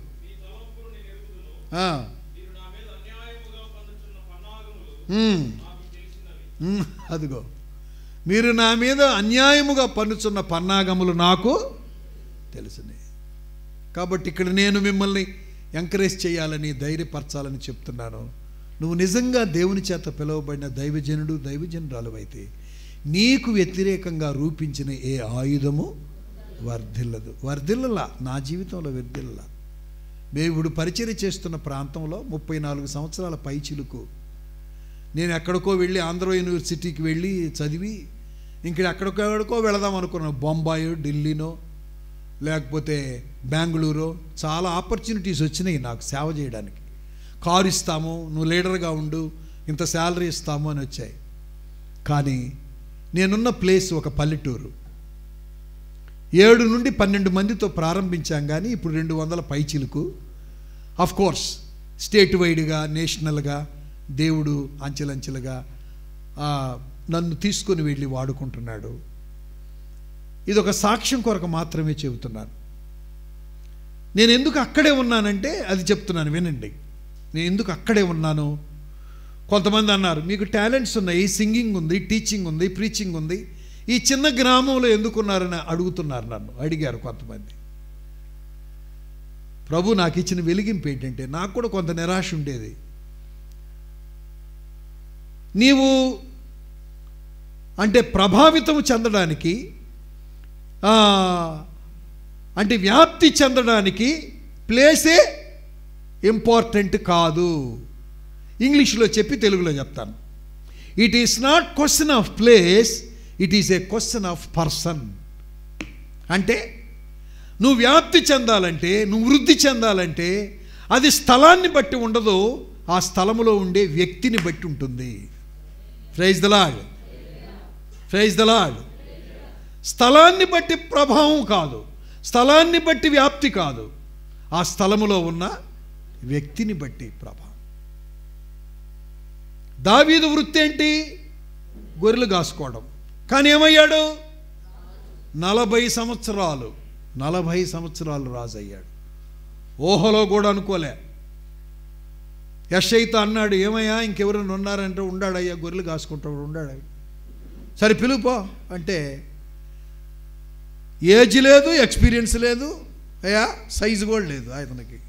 ఏమి లేదు, ఏజ్ లేదు, ఎక్స్పీరియన్స్ లేదు, సైజు కూడా లేదు. పొట్టాడు, బుడ్డాడు దావీదు. గొలియాత్తో పోలిస్తే బుడ్డోడు. ఏమండి, ఏజ్ లేదు, ఎక్స్పీరియన్స్ లేదు, సైజు చిన్నోడు. పోనీ మనిషిని చూసామన్న జనం భయపడిపోవటానికి ఏం ఆకారం కూడా లేదు.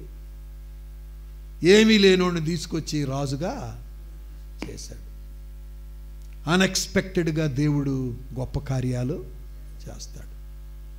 దేవునికి స్తోత్రం, దేవునికి స్తోత్రం. నేను ఇక్కడ నిలబడ్డాను ఎందుకంటే ఈ రోజున చాలామంది దైవజనులు అనవసరమైన సమస్యలు ఎదుర్కొంటున్నారు. ఎవరికో తెలుసా? అసలు శ్రమలు కూడా ఎవరికో తెలుసా? జీతం తీసుకొని పోయేవాడికి అసలు ఏ శ్రమ ఉండదు. నెల జీతం తీసుకొని పోయేవాడికి అసలు కష్టాలు ఎందుకు ఉంటాయి? ఏమ్మా ప్రార్థనకు రాలేదు, ప్రార్థనకు రాకపోతే బాధపడే వాళ్ళు, ఏమంటే ఉపవాస ప్రార్థన చేయకపోతే బాధపడేవాళ్ళు, వారకూడికలకు రాకపోతే బాధపడేవాళ్ళు, ఏమండి మీటింగ్స్ పెట్టుకుంటే సహకరించినటువంటి వాళ్ళు ఉన్నప్పుడు ఎందుకు రాలేదు, ఎందుకు సహకరించలేదు, ఏంటి మీరు ఏమి నేర్చుకుంటారు అని మనుషులు ఆత్మీయంగా ఎదగనందుకు బాధపడేటువంటి సేవకులకి శ్రమలు ఉంటాయి. కానీ నెల జీతం తీసుకొని పోయేవాడికి శ్రమ ఏముంటుంది? ఏముండదు. మనుషులను కట్టాలి, మనసులు కట్టాలి, కుటుంబాలు కట్టాలి. వీళ్ళు ఇలా ఎందుకు అయిపోయారు, అయ్యో మొన్ననే కదా ఈ వాక్యం చెప్పాను, ఎందుకు ఈ సిస్టర్ ఇలా అయిపోయింది, ఎందుకు ఈ బ్రదర్ ఇలా అయిపోయాడని వేదన బాధ కలిగిన సేవకులకి శ్రమ ఉంటుంది. కానీ శాలరీ కొరకు పనిచేసే వాళ్ళకి శ్రమలేమీ ఉండవు. అందుకని వద్దని కాదు, అది తప్పని కాదు, ఎవరి పద్ధతి వాళ్ళది, ఎవరి ప్రాసెస్లో వాళ్ళు ఉంటారు. కనుక శ్రమలు ఉంటాయి సిస్టర్. ప్రభువు నీకు తోడై ఉండునుగాక. అందుకే మత్తయి సువార్తలో ఇంకొక 2 మాటలు చెప్పి క్లోజ్ చేస్తాను నేను. ఎందుకంటే మీరు దైవజనులే గనక మీకు అన్నీ తెలుసు కాబట్టి పెద్ద విస్తరించి మాట్లాడాల్సిన అవసరం లేదు. లూకా సువార్తలో ఒకసారి చూడండి, ఒకసారి లూకా సువార్త ఫస్ట్ పేజ్ తీయండి. లూకా సువార్తలో ఆవిడేమని అదేనా దయాప్రాప్తురాల, 28వ వచనం. లోపలికి వచ్చి ఆమెను చూచి దయాప్రాప్తురాల నీకు శుభము, ప్రభువు నీకు. ఆమె ఆ మాటకు బహుగా ఎందుకు తొందరపడింది అంటే వినండి, అన్ఎక్స్పెక్టెడ్ బ్లెస్సింగ్ అన్నమాట ఇది. దయాప్రాప్తురాల నీకు శుభం, ఆమె ఎక్స్పెక్ట్ చేయలేదు. యెషయా గ్రంథం 7:14లో 700 సంవత్సరాల క్రితమే యెషయా చేత ప్రవచించబడిన మాట ఏంటి? ఇదిగో కన్యక గర్భవతి అయి కుమారుని కంటుంది, ఇమ్మానీయులను పేరు పెడతారని కదా. అది కదా ప్రవచనం. దాన్ని బట్టి ఇశ్రాయేలు ధర్మశాస్త్రం తెలిసిన వాళ్ళందరూ కూడా ఎదురు చూస్తున్నారు. కన్యక గర్భాన బిడ్డ పుడతాడు. అప్పుడు ఇశ్రాయేలు కన్యకలందరూ అనుకునేవాళ్ళంట, నా గర్భాన పుడతాడేమో, నా గర్భాన పుడతాడేమో అనుకుంటా ఉన్నారు. అట్లా అనుకోకుండా భయభక్తులు కలిగి పవిత్రతను కాపాడుకుంటున్న స్త్రీ ఎవరో? మరియా. ఆమె ఎక్స్పెక్ట్ చేయలేదు. ఈ మాట చెప్పడానికే ఈ మాట చెప్తున్నాను నేను. అన్ఎక్స్పెక్టెడ్గా అన్ఎక్స్పెక్టేషన్లో ఉన్నప్పుడే నువ్వు ఎక్స్పెక్ట్ చేయని బ్లెస్సింగ్ నీకు దేవుడిస్తాడు. Praise the lord. నేనేదో అయిపోవాలని, నన్ను పిలవాలి, నన్ను ఏదో చెయ్యాలి, నాకు ఒక పోస్ట్ ఇవ్వాలి, నాకు ఒక పొజిషన్ ఇవ్వాలి అని అనుకుంటా ఉంటే అది దూరం అయిపోతూ ఉంటుంది బ్రదరు. కానీ నువ్వు హంబుల్గా ఉన్న చోట హంబుల్గా దీనుడు అయి ఉంటే ఊహించినటువంటి అన్ఎక్స్పెక్టెడ్ బ్లెస్సింగ్ నీకు వస్తుంది. మరియా ఎక్స్పెక్ట్ చేయలేదు. నా స్టడీ ప్రకారం మరియా తన గర్భాన శిశువు పుడతాడని, రక్షకుడు పుడతాడని ఆమె మాత్రం ఎక్స్పెక్ట్ చేయలేదు, ఆశించలేదు. ఆమె మట్టుకు ఆమె ఆ దీనస్థితిలో ఆమె పవిత్రతను కాపాడుకుంటూ ఉంది. చక్కని మాట కదా. ఆమె కన్య. మరియ పేరు, ఆమె పేరు మరియ. ఆమె కన్య అని రాయబడి. కన్య అంటే ఏంటి? పవిత్రతను కాపాడుకుంటూ పురుషుని ఎరుగని స్త్రీగా ఉంది, అందుకే కన్య అన్నారు. భయభక్తులు కలిగి పవిత్రతను కాపాడుకుంటూ నువ్వు ఉన్న చోట దినత్వంతో నువ్వు ఉంటే ఊహించని బ్లెస్సింగ్ నీ మీదకి వస్తుంది. దేవుని స్తోత్రం. అందుకే ఆమె బిత్తరపోయింది, తొందరపడిపోయింది. ఇదేంటి, ఏం శుభవచనం. నెక్స్ట్ వర్డ్ ఏంటంటే, నెక్స్ట్ వర్డ్ 34లో నేను పురుషుని ఇది ఎలాగూ అనగా నీ మీదికి వచ్చును సర్వోన్నతుని శక్తి.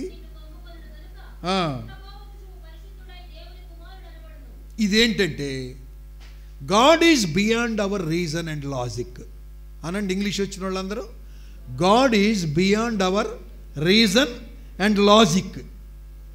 రీజన్ అంటే మన హేతువుకి మించిన వాడు దేవుడు, మన లాజిక్కి మించిన వాడు దేవుడు. ఈమెమనింది? పురుషుని ఎరుగని దాననే. అంటే గర్భము ధరించాలంటే స్త్రీ పురుష కలయిక ఉండాలి కదా, XY క్రోమోజోములు కలవాలి కదా. XY క్రోమోజోములు అంటే ఇప్పుడు మనం నాలెడ్జ్ వచ్చి అంటున్నాంలే, ఆమె ఎందుకనింది, నేను అంటున్నాను అన్నమాట. XY క్రోమోజోములు అన్న సంగతి ఇప్పుడు మనకి టీచర్లు చెప్పారు కాబట్టి అంటున్నాం మనం. కాబట్టి ఆమె లాజిక్ ఏంటి? అదే కదా. ఆమె లాజిక్ ఏంటంటే పురుషుని ఎరగకుండా గర్భము ధరించడం ఏంటి? పురుషుని ఎరగని దాననే. ఇందులో నేర్చుకునే పాఠం ఏంటంటే దేవుడు ఆయన ఏమైనా చేయదలుచుకుంటే ఏమైనా చేయగలడు, అంతే. పరిశుద్ధాత్మ వలన గర్భము ధరించింది. కాబట్టి నీ దృష్టిలో ఈ రీజన్ ప్రకారం జరగదు, ఈ లాజిక్ ప్రకారం జరగడానికి వీలు లేదు అని అనుకున్న చోట దేవుడు అద్భుతాలు చేస్తాడు. అందుకేమన్నాడు? నేను రాగానే నాకు కనపడిన మాట ఇక్కడ, నేను సర్వశక్తి గల, ఈ సైడ్ ఉంది, ఈ సైడ్ ఏముంది? నాకు అసాధ్యమైనది ఏదైనా ఉన్నదా? సర్వోన్నతుని శక్తి నిన్ను కమ్ముకుంటుంది. With the power of almighty we can do anything, we can do something from nothing. మనం ఏదైనా చేయగలము. అందుకే లేని వాటిని ఉన్నట్టుగా పిలుచువాడు, మృతులను సజీవులుగా చేయువాడు. యెహోవాని నమ్మడం వలన అబ్రహాము విశ్వాసం వలన బలము పొందెను. శారా గర్భం మృతతుల్యమైంది, అబ్రహాము శరీరం మృతతుల్యమైంది అని ఆలోచించెను. అక్కడ కూడా లాజిక్ ఏంటి? లాజిక్ మృతతుల్యమైంది కదా, పిల్లలు ఎలా పుడతారు? లాజిక్. రీజన్. మరియ కూడా ఏమనుకుంది, పురుషుని ఎరగకుండా పిల్లలు ఎలా పుడతారు? అక్కడే మృతతుల్యమైంది, పిల్లలు ఎలా పుడతారు?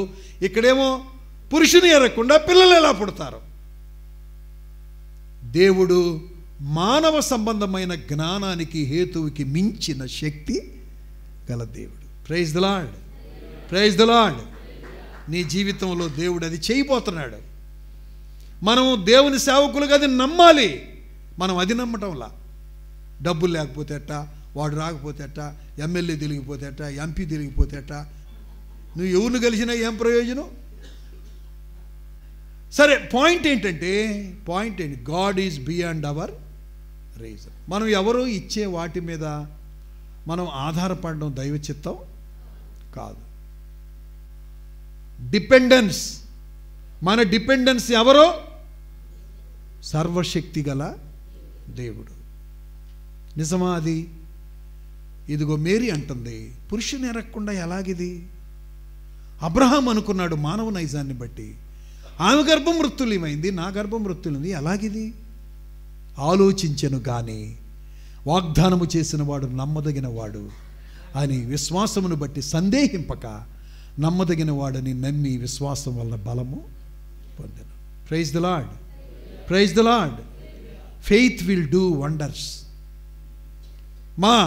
మనకు భూమి మీద ఎవరు లేరమ్మా బ్రదరు. పిలిచిన వాడు నమ్మదగిన వాడు. మీరు అనుకుంటున్నారేమో ప్రాపర్టీ పెరిగితే చాలా బాగుంటుంది అనుకుంటున్నారేమో. ఒకవేళ అనుకుంటున్నారని నేను అనుకోవటం లేదులే. జాషువా గారు చెప్పినట్టు మీరంతా కాస్త తగ్గింపుతోనే సేవ చేసేవాళ్ళని విన్నాను నేను. అయితే మన డిపెండెన్స్ దేవుడే. ఎందుకంటే ఆయన నిన్ను పిలిచాడు. ఎల్కేజీ యూకేజీ చదువుతున్నప్పుడు మా పిల్లలు ఇది చెప్పి ముగిస్తానంటాడు కానీ పాస్టర్ ముగించడు. అదొక సమస్య ఉంటుంది పాస్టర్. ఇప్పుడు ఆమె ఎవరో ఇదిగో వస్తున్నానని అదేదో పేపర్ కనపడక ఆ ముసలమ్మ మీద పడ్డాడంటే అట్టనే ఇదిగో ముగిస్తున్నా అని ఆకలి చచ్చిపోయిన దాకా ముగించేది లేదేం లేదు. నిజంగానే ముగిస్తాను. పిల్లలు ఎల్కేజీ యూకేజీ చదువుతున్నారు. మేము సేవకు వచ్చినట్టు కొరతల్లో 6 రూపాయలు ముందు కనుక, తర్వాత 60 రూపాయలు, తర్వాత 100 రూపాయలు, తర్వాత 200, 3 అలా వచ్చాయి. అయితే ఎల్కేజీ యూకేజీ చదివేటప్పటికే పెద్ద కానుకలు ఏమి వచ్చాయి కాదు మాకు చర్చిలో. తర్వాత ఏం జరిగిందంటే 4 రోజుల తర్వాత ప్రార్థన చేస్తుండగా మహారాష్ట్ర నుండి ఎంఓ వచ్చింది, మాకు మనీ ఆర్డర్ వచ్చింది. ఎంఓ ఫామ్ ఇదివరకు కింద స్పేస్ ఉండేది కదా, ఖాళీ ప్లేస్లో ఇన్ఫర్మేషన్ ఏదైనా రాయాలనుకుంటే రాసేవాళ్ళు. అట్లా ఒక brother, my name is Solomon, I am from Sullurupeta. Once you visited my house, you prayed for my job, I got the job now, I got salary 6,000, first tithe I'm sending to you అని చెప్పాడు. Praise the Lord. మీరు సూళ్ళూరుపేట వచ్చినప్పుడు నా కోసం ప్రార్థన చేశారు ఉద్యోగం కొరకు. ఇప్పుడు నాకు ఉద్యోగం వచ్చింది మహారాష్ట్రలో, 6,000 రూపాయల జీతం, మొట్టమొదట 600 మీకు పంపుతున్నానని చెప్పాడు. Praise the Lord. నాకెంత కావాలి? 600 కావాలి. మా పిల్లలకి ఫీజు కట్టడానికి 600 కావాలి. 600 లేవు అప్పట్లో. ప్రార్థన చేస్తూ ఉన్నాం. నా వైఫ్ బీకామ్ బీఈడీ చేశారు, ఉద్యోగం వచ్చింది, పోలేదు. ఆమెకు దేవుని పిలుపు ఉంది. ఆమెతో దేవుడు చెప్పిన మాట ఏంటంటే, అమ్మా ఇశ్రాయేలీయులు అన్ని గోత్రాలకు స్వాస్థ్యాలు ఇచ్చారు, లేవి గోత్రానికి స్వాస్థ్యం ఇవ్వలేదు. లేవి గోత్రంతో ఏమన్నాడు? నీ పాలు నీ స్వాస్థ్యము నేనే అన్నాడు. ఆ మాట ద్వారా మా పాస్టమ్మ గారిని దేవుడి సేవకు పిలిచాడు. ఉద్యోగానికి వెళ్ళలేదు. వెళ్ళుంటే ఈ పాడికి 1,00,000 పైచిలకు. టీచర్లకు ఇప్పుడు 70, 80, 60 అయినా కానీ చాలలేదు అంటున్నారు అనుకో, అది వేరే సంగతి. అది వాళ్ళే న్యాయం ఏందో అది వాళ్ళే చూసుకోవాలి. అది మనం ఏమన్నా అంటే కూడా తగాదా కొత్తారు. మాకు అదేదో పిఎన్ఆర్ ఏదో ఈ లేదని తగాదా పెట్టుకుంటున్నారు వాళ్ళు. సరే మంచిది, వేరే సంగతి. పాయింట్ ఏంటంటే 1,00,000 పైచిలకు వచ్చేది నా భార్యకున్న సీనియారిటీని బట్టి. 30 సంవత్సరాల క్రితం జాబ్ వచ్చింది మా భార్యకి. 1,00,000 పైనే ఎంతో వచ్చేది. అయితే దేవుడు అంతకంటే ఎక్కువ దేవుడు ఇచ్చాడు, ఆశీర్వదించాడు. సమృద్ధి, సంతోషం. 600 రూపాయలు పిల్లలకు ఫీజు కట్టడానికి లేని మేము ఈ రోజున కొన్ని వందల వేల రూపాయలు కొంతమంది మిషనరీస్కి బయటికి పంపిస్తున్నాం. Praise the Lord. ఇప్పుడు మా చర్చి మిషనరీ చర్చ్. ఏ చర్చి? Missionary church. నా కుమారుడు శామ్యూల్ హడ్సన్ భోపాల్ మధ్యప్రదేశ్లో సంఘ సేవకు సమర్పించుకొని అక్కడ ఒక్కడే ఒక ఇల్లు రెంట్కి తీసుకొని పనిచేస్తున్నాడు. ఏదో 10 మంది వస్తారు. నువ్వు అది వదిలిపెట్టి రారా నాయన, నాకు కూడా నా పరిస్థితి కూడా బాగలేదురా అంటే, నేను రాను, దేవుడు నాకు ఇచ్చిన బర్డన్ ఇది, 2 3 ఇక్కడే చేస్తానని ఉన్నాడు. తర్వాత రాక తప్పదు అనుకో, అది వేరే సంగతి లేదు. ఇప్పుడు పాప రాజస్థాన్లో పనిచేస్తుంది. వాళ్ళు EU తరపున నేషనల్ స్టాఫ్గా వివాహం అయ్యి రాజస్థాన్లో ఆమె సేవ చేస్తుంది. నా బిడ్డలిద్దరూ మిషనరీసే. వాళ్ళ జీవితాల్లో అన్ని అద్భుతాలే, మా జీవితాల్లో అన్ని అద్భుతాలే. మన ఆధారం ఎవరు చెప్పండి? సర్వశక్తి గల దేవుడు. ఎవరైనా మృతులను సజీవులుగా చేస్తాడు, లేని వాటిని ఉన్నట్టుగా పిలుస్తాడు. చివరి మాట ఏంటంటే, జ్ఞానులు వాళ్ళు అన్యులే, కానీ వాళ్ళు శిశువుని కనుగొన్నారు. వారికి పెద్ద పెద్ద నాలెడ్జ్ ఏమి లేదు, వాళ్ళ లోక సంబంధమైన జ్ఞానం అది. నాకు వచ్చిన ప్రశ్న ఏంటంటే, లోక సంబంధమైన జ్ఞానంతో వింటున్నారా? రక్షకుడిని చూశారు, మనం దైవ జ్ఞానం ఉంది మనకి. వింటున్నారా? దైవ జ్ఞానం మనకుంది, కానీ మనం ఎంతమందికి రక్షకుడిని చూపిస్తున్నాము అనేది ప్రశ్న. వాళ్ళు లోక జ్ఞానాన్ని బేస్ చేసుకొని నక్షత్రాన్ని చూసి ఎవరి దగ్గరికి వెళ్ళారు? రక్షకుడి దగ్గరికి వెళ్ళారు. కానీ వాక్యములు ఏముందో తెలుసా? మీకు తెలుసులేండి. ఎవరు నీతిని అనుసరించినట్లు అనేకులను తిప్పుదురో వారు ఆకాశమందల నక్షత్రం వలె ప్రకాశించెదరు అన్నాడు. కాబట్టి నువ్వు ఒక నక్షత్రంగా ఉండాలనేది దేవుని చిత్తం ప్రియులారా.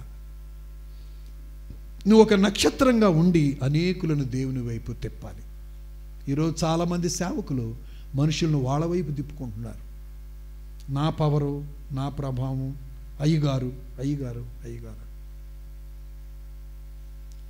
అనిపించుకో, తప్పులేదు. నువ్వు అయ్యగారు కాబట్టి అయ్యగారు అనిపించుకో. కానీ నన్ను బట్టి ఏమనుకున్నావు, నేనంటే ఏమనుకున్నావా అన్నట్టుగా ఉండకూడదు. ఎవరి వలన వచ్చింది ఘనత, గౌరవం? మనకి దేవుని వల్లనే వచ్చింది. నేను ఒక మాట చెప్పనా, పనిలో పని నాకు తల దూకోవడం కూడా తెలిసేది కాదు. నేనంతా దీనస్థితిలో ఉండేవాడిని. మా తల్లిదండ్రులు వ్యవసాయ కూలీలు, మా అమ్మా నాన్నలు పర్వాలేదు కొంచెం చదువుకున్నప్పటికీ కూడా పెద్ద చదువులేం కాదు, చిన్న చిన్న చదువులు, పల్లెటూరు చదువులు. 10 ఎకరాల ల్యాండ్ ఉండింది. కానీ అయితే మా నాన్న ఏదో కొన్ని పిచ్చి కార్యక్రమాల వలన అవన్నీ పోయినాయి అనుకోండి. సరే, మొత్తం సంతానం 8 మందో 10 మంది ఉన్నంట మాకంటే నాకు కాదు, మా అమ్మ నాన్న వాళ్ళకి. అయితే చివరికి 5గురు మిగిలాం. 5గురిలో నేను లాస్ట్ బట్ 1. నా తర్వాత చెల్లి ఉంది. దేవుడు వారిని రక్షించిన విధానం చాలా అద్భుతం. ఆ దీన స్థితి నుండి మా ఫ్యామిలీని దేవుడు ప్రభువును నమ్ముకున్న తర్వాతనే ఎంతో గొప్ప ఆశీర్వాదం మేము అనుభవించాం. అమ్మా నాన్న ప్రభువుని నమ్ముకున్నారు. మా నాన్న పేరు నరసింహం, మా చిన్నాన్న పేరు సుబ్బరాయుడు. సుబ్బరాయుడు అని పేరు ఎందుకు పెట్టుకున్నాడంటే పాము దేవుణ్ణి కొలిసేవాళ్ళు. నరసింహాన్ని ఎందుకు పెట్టుకున్నాడంటే నరసింహస్వామిని కొలిసేవాళ్ళు. వీటిని వధించేవాళ్ళు. ఏంటి, పశువుల్ని, గొర్రెలను వధించుతా అటువంటి బ్యాక్గ్రౌండ్లో, పోలేరమ్మ గంగమ్మ పౌచావులు చేసే బ్యాక్గ్రౌండ్లో, హిందూ బ్యాక్గ్రౌండ్లో ఉన్న పరిస్థితులు మావి. అయితే దేవుడు అద్భుతంగా వారిని రక్షించాడు. దేవునికి స్తోత్రం. మా అమ్మ అందరికి వేరే వేరే పేర్లు పెట్టింది, నాకు ఒక్కడికి ఆశీర్వాదం అని పెట్టింది. ఎందుకు ఇట్లా అవుతాననేమో, అనేకులకు ఆశీర్వాదకరంగా అవుతాననేమో దేవుడు ఆమె నోట ఎందుకు ఇచ్చాడో. అందరికి వేరే పేర్లు, అన్నీ వేరే పేర్లు, నాకొక్కడికే ఆశీర్వాదం అని పెట్టాడు. అందుకే ఆశీర్వాదం. అది పేర్లు కూడా పెట్టుకోండి, మంచి పేరు పెట్టుకుంటే అదే అవుతాడేమో మీ పిల్లలు కూడా. Praise the Lord. మా అమ్మ నాన్నోళ్ళు అనేవాళ్ళు, అయ్యో ఎంతమంది పాడినా ఎంతమంది మాట్లాడినా నువ్వు 2 మాటలు చెప్పురా, నువ్వు ఒక్క పాట పాడురా అని. నన్ను అన్నారు, మా అమ్మ నింది, రే నా కడుపున చెడబుట్టేవురా, సావరాదంటాడన్న పడే అనేవాడు. ఎందుకో తెలుసా? ఒక సినిమా యాక్టర్ ఉండేవాడు నాకు, ఆయన చచ్చిపోయాడులే. ఆయన వలన 10వ తరగతి 5 సార్లు ఫెయిల్ అయ్యా నేను. ఆయన బాగానే ఉండాడు, లాస్ అయింది నేను. ఒక్కొక్క సినిమా 5 సార్లు 10 సార్లు చూసి అట్ట అయిపోయింది నా జీవితం. సరే ఆయన బాగానే లాస్ అయింది నేను. సరే తర్వాత ఇదిగో మా తల్లిదండ్రులు ఆ దొరలు వచ్చినప్పుడు ప్రభుని నమ్ముకోవడం వలన వాళ్ళు పరిచయం అయి నన్ను ఒంగోలు ABM కాలేజీకి తీసుకెళ్ళడం వలన ప్రభు ప్రేమను గురించి వింటున్నప్పుడు దేవుడు నన్ను తాకాడు, ముట్టాడు, దీవించాడు. ఈ రోజున ఎక్కడెక్కడికో ఢిల్లీ అని, డెహ్రాడూన్ అని, బాంబే అని. నేను ఎలా చదువుకున్నానంటే ఆస్తిపాస్తులు ఉన్నాయే కానీ అయిపోయినాయి, మొత్తం అయిపోయింది అదంతా. 50 పైసలు సిటీ బస్ ఛార్జీ లేకుండా ఒంగోలు పెళ్ళూరు అని ఉంది, చిన్న కుగ్రామం మాది, ఒంగోలు ప్రక్కన 4 కిలోమీటర్స్ నడిచిపోతూ చదువుకుంటూ ఉండేవాడిని. ఈరోజు దేవుడు వాక్యం ఇచ్చాడు, పాట ఇచ్చాడు, మాట ఇచ్చాడు, ఇంగ్లీష్ ఇచ్చాడు, నేను ఊహించని వ్యక్తుల దగ్గరికి తీసుకెళ్ళాడు. మొన్న సింగపూర్లో వాక్యం చెప్పడానికి ఆహ్వానించబడ్డాను. ఎన్నో ప్రాంతాలకు దేవుడు ఆశీర్వాదకరంగా చేశాడు. దేవుని స్తోత్రం. జ్ఞానం ఉంది అని చెప్పుకుంటున్నాం మనం, వాక్యం తెలుసు అని చెప్పుకుంటున్నాం మనం. ఎంతమందిని దేవుని యొద్దకు తీసుకొస్తున్నాం అనేది కూడా ఒక ప్రశ్నే మన జీవితంలో. అందుకే ఆత్మ విషయమై దీనులైన వారు ధన్యులు, పరలోక రాజ్యము వారిది అని వ్రాయబడి. కాబట్టి మన పాఠాలు ఏంటి ఈరోజు అని అంటే, కుటుంబంలో అనుమానం వచ్చినా భయం వచ్చినా మనం ఏమి ఇవ్వాలి చెప్పండి? స్పేస్ ఇవ్వాలి, టైం ఇవ్వాలి. రెండోది ముఖ్యమైనది ఏంటంటే, నీ పట్ల దేవునికి ఉన్న ప్రణాళికను ఎవరు చెదరగొట్టలేరు. Praise the Lord. యేసయ్యను ఆదిలోనే చంపాలని, సంహరించాలని శత్రువు ప్లాన్ చేశాడు, కానీ సైతాను కంప్లీట్గా ఓడిపోయాడు, ఫెయిల్ అయిపోయాడు. నీకు విరోధముగా రూపించబడిన ఏ ఆయుధము వర్తిల్లదు. మూడవ మాట, ఇమ్మానుయేలు దేవుడుగా అంటే దాని అర్థం సమస్యల్లో మాత్రమే కాదు, సేవకులుగా మీ జీవితాల్లో మీరు ఎదుర్కొనేటువంటి కష్టాల్లో తోడేలు వంటి, సింహాల వంటి మనుషుల మనస్తత్వాల మధ్య అసూయ ద్వేషాన్ని వెళ్ళగక్కి నిన్ను తొక్కాలని, నిన్ను పైకి రాకుండా చేయాలని, ద్వేషంతో అసూయతో నిన్నేదో చెయ్యాలనుకున్న పన్నాగాలన్నిటినీ తొలగించేసి, వింటున్నారా, నీకు తోడయ్యుండి నీకు బలం ఇవ్వడానికి తోడయ్యుండే గొప్ప దేవుడు. అయితే ఇవన్నీ ఎవరికి వస్తాయంటే సేవ చేసే వాళ్ళకి వస్తాయి. మీరు సర్వ సృష్టికి వెళ్ళి సువార్త ప్రకటించండి. దేవదూతలు సువార్త ప్రకటించారు, కాపరులు సువార్త ప్రకటించారు. కాపరులను గురించి ఏమని రాయబడి ఉంది? వారు ఆ సంగతి తెలుసుకొని సంతోషంతో వెళ్ళి ప్రచురము చేసిరి. కాపరులు మనమందరం కాపరులమే. ఆ రోజు కాపరులు ఏం చేశారు, అదే పని మనం కూడా చెయ్యాలి. సమాధానం అనే మాట 2 కొరింథీయులకు 5వ అధ్యాయము 20వ వచనం చదవండి ఎవరైనా. 2 కొరింథీ 5. సమాధానపరచు పరిచర్యను దేవుడు మనకు అప్పగించాడు. తల్లి 5వ అధ్యాయం 2 కొరింథీ 5. మా ద్వారా వేడుకున్నట్లు క్రీస్తుకు రాయబారులమై దేవునితో సమాధానపడుడని క్రీస్తు పక్షముగా మిమ్మల్ని బతిమాలుకొనుచున్నాము. Praise the lord. Praise the Lord. క్రీస్తు పక్షముగా బతిమాలుతున్నా ఏమని? మీరు దేవునితో సమాధానపడండి. సమాధానపరచు పరిచర్యను దేవుడు మాకు అప్పగించాడు. We are called to the ministry of reconciliation అనండి. Ministry of reconciliation. వ్యక్తుల్ని దేవునితో సమాధానపరిచేటువంటి ఆ పని కొరకు దేవుడు మనల్ని పిలిచాడు. సోదరులారా, సోదరిలారా, మీకు అది తెలియదని నేను చెప్పడం లేదు, కానీ we are the ambassadors for Christ. క్రీస్తు కొరకు మనం రాయబారులమని, ఇది నిజం. ఈ మాట నమ్మండి. నీవు సేవలో ఉన్నప్పుడు నేను దేవుని పక్షాన ఒక రాయబారిని. ఎవరితో మాట్లాడుతున్నావో సువార్త, ఆ సువార్త నువ్వు మాట్లాడుతున్నావు అంటే ఆ వ్యక్తిని దేవునితో కలపడానికి మాట్లాడుతున్నావు. దేవునితో సంబంధాన్ని సంబంధం పెట్టడానికి నువ్వు మాట్లాడుతున్నావు. You are the ambassador for Christ. క్రీస్తుకు నీవు రాయబారివి. రాయబారం జరిపే వాళ్ళు రిస్క్ తీసుకోవాలి. యేసు క్రీస్తు మానవులను దేవునితో సమాధానపరచడానికి మధ్యలో సిలువ గుండా వెళ్ళాడు. యేసుక్రీస్తు తండ్రితో మానవుణ్ణి సమాధానపరచడానికి మధ్యలో సిలువ గుండా వెళ్ళాడు. Without cross there is no reconciliation. Without cross there is no without gospel there is no reconciliation. సువార్త లేకుండా, సిలువ లేకుండా మనుషులని దేవునితో మనం సమాధానపరచలేము. కాబట్టి gospel, we are called to preach the gospel. ఈరోజు సువార్త భారం ఉందా మనుషులకి? ఏమండి, ఎవరైనా నలుగురే, ఆ పత్రికలు ఇచ్చేదా నలుగురే, వాక్యం చెప్పేదా నలుగురే. ఆ మూలల్లో ఏమన్నా వాక్యం చెప్పండి, నేను కాదులే అన్న మీరే చెప్పండి అంటుంటారు. చెప్పినోడే చెప్తుంటాడు, ఇచ్చినోడే ఇస్తూ ఉంటాడు.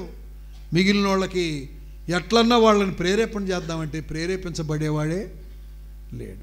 తెచ్చుకోవాలి ఆ భారం. మనల్ని దేవుడు పిలిచినందుకు we are called to preach the gospel. అందుకే మీరు ఆ అంశం పెట్టుకున్నారు అద్భుతంగా. సర్వ సృష్టికి సువార్తను ప్రకటించాలి. సువార్త ఒక్కటే మానవ జీవిత విలువల్ని మారుస్తుంది, విలువలతో మనిషిని ఉంచేది. సువార్త ఒక్కటే ట్రాన్స్ఫర్మేషన్ తీసుకొస్తుంది. విలియం కేరీ సంగతి తెలియని వాళ్ళు ఎవరు లేరు మీలో. విలియం కేరీ రాకపోతే భర్తతో పాటు భార్యను కూడా చంపేసేవాళ్ళు. విలియం కేరీ రాకపోతే చిన్నపిల్లల్ని ముసలోళ్ళకి పెళ్లి చేసేవాళ్ళు.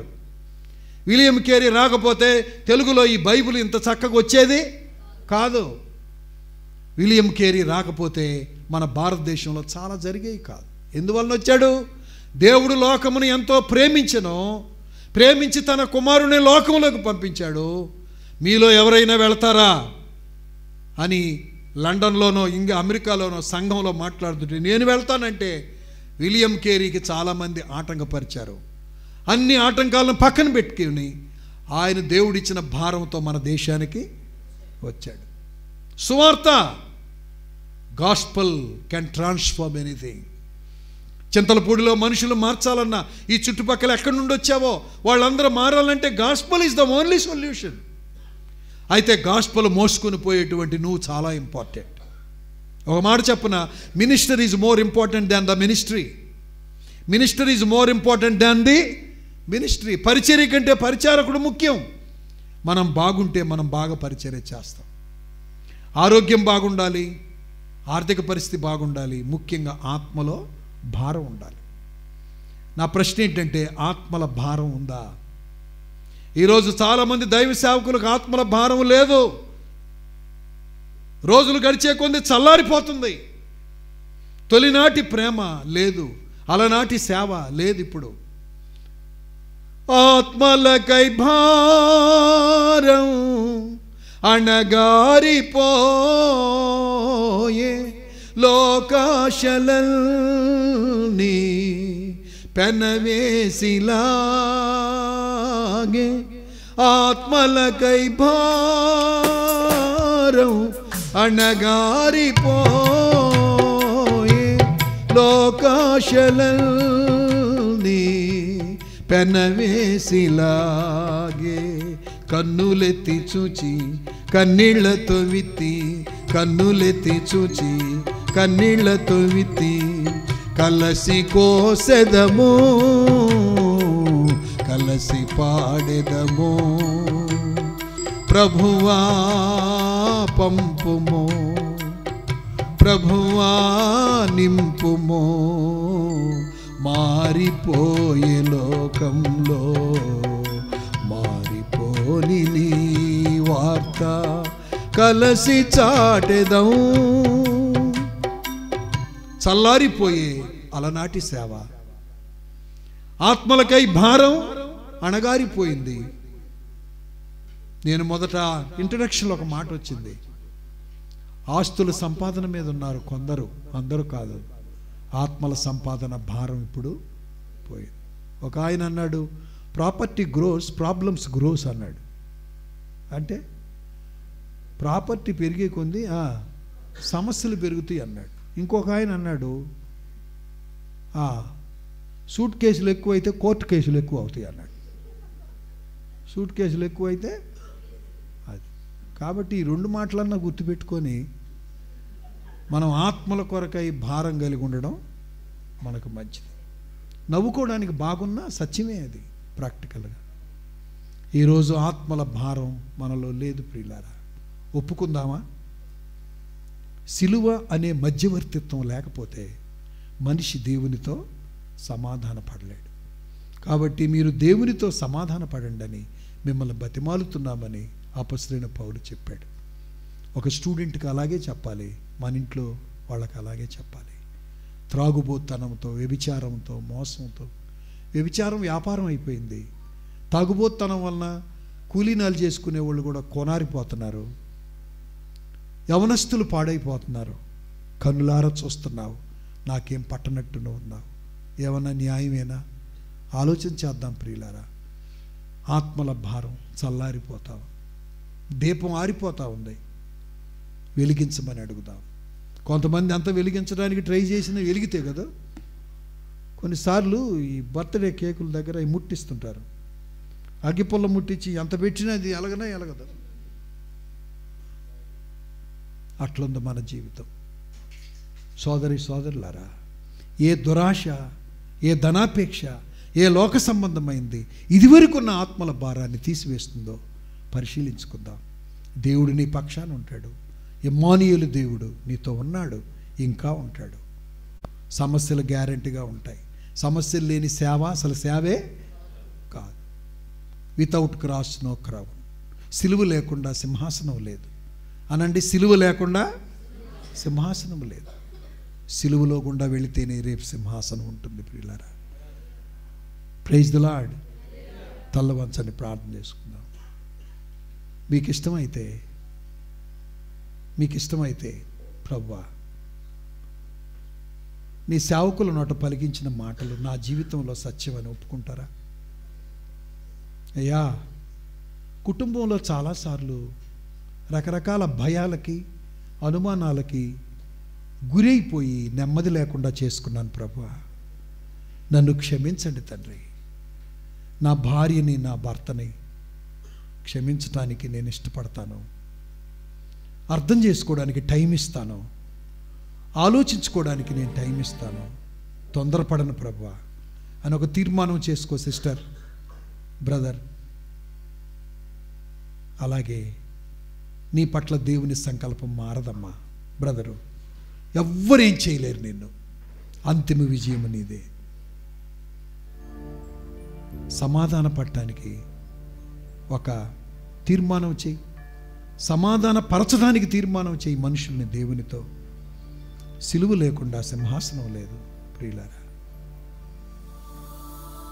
ప్రార్థన చేసుకో, దేవునికి అప్పగించుకో. ప్రభువా, నన్ను క్షమించు ప్రభువా. నా కుటుంబం బాగుంటేనే సంఘం బాగుంటుంది, సంఘం బాగుంటేనే దేశం బాగుంటుంది. కనుక ముందు నా కుటుంబాన్ని చక్కచేయి, తద్వారా సంఘాన్ని చక్కచేయి. తర్వాత సమాజం మారుతుంది. ఈ సమాజం మారలేదు అంటున్నాను కానీ నా సంసారంలో ఉన్న సమస్యను ఇంకా పరిష్కరించుకోలేదు ప్రభువా. మొదట నా సంసారము, నా కుటుంబము, తదుపరి నా సంఘము, తర్వాత సమాజం. ప్రభువా, ప్లీజ్ నన్ను కనికరించవా, నన్ను క్షమించవా, నన్ను కడగవా.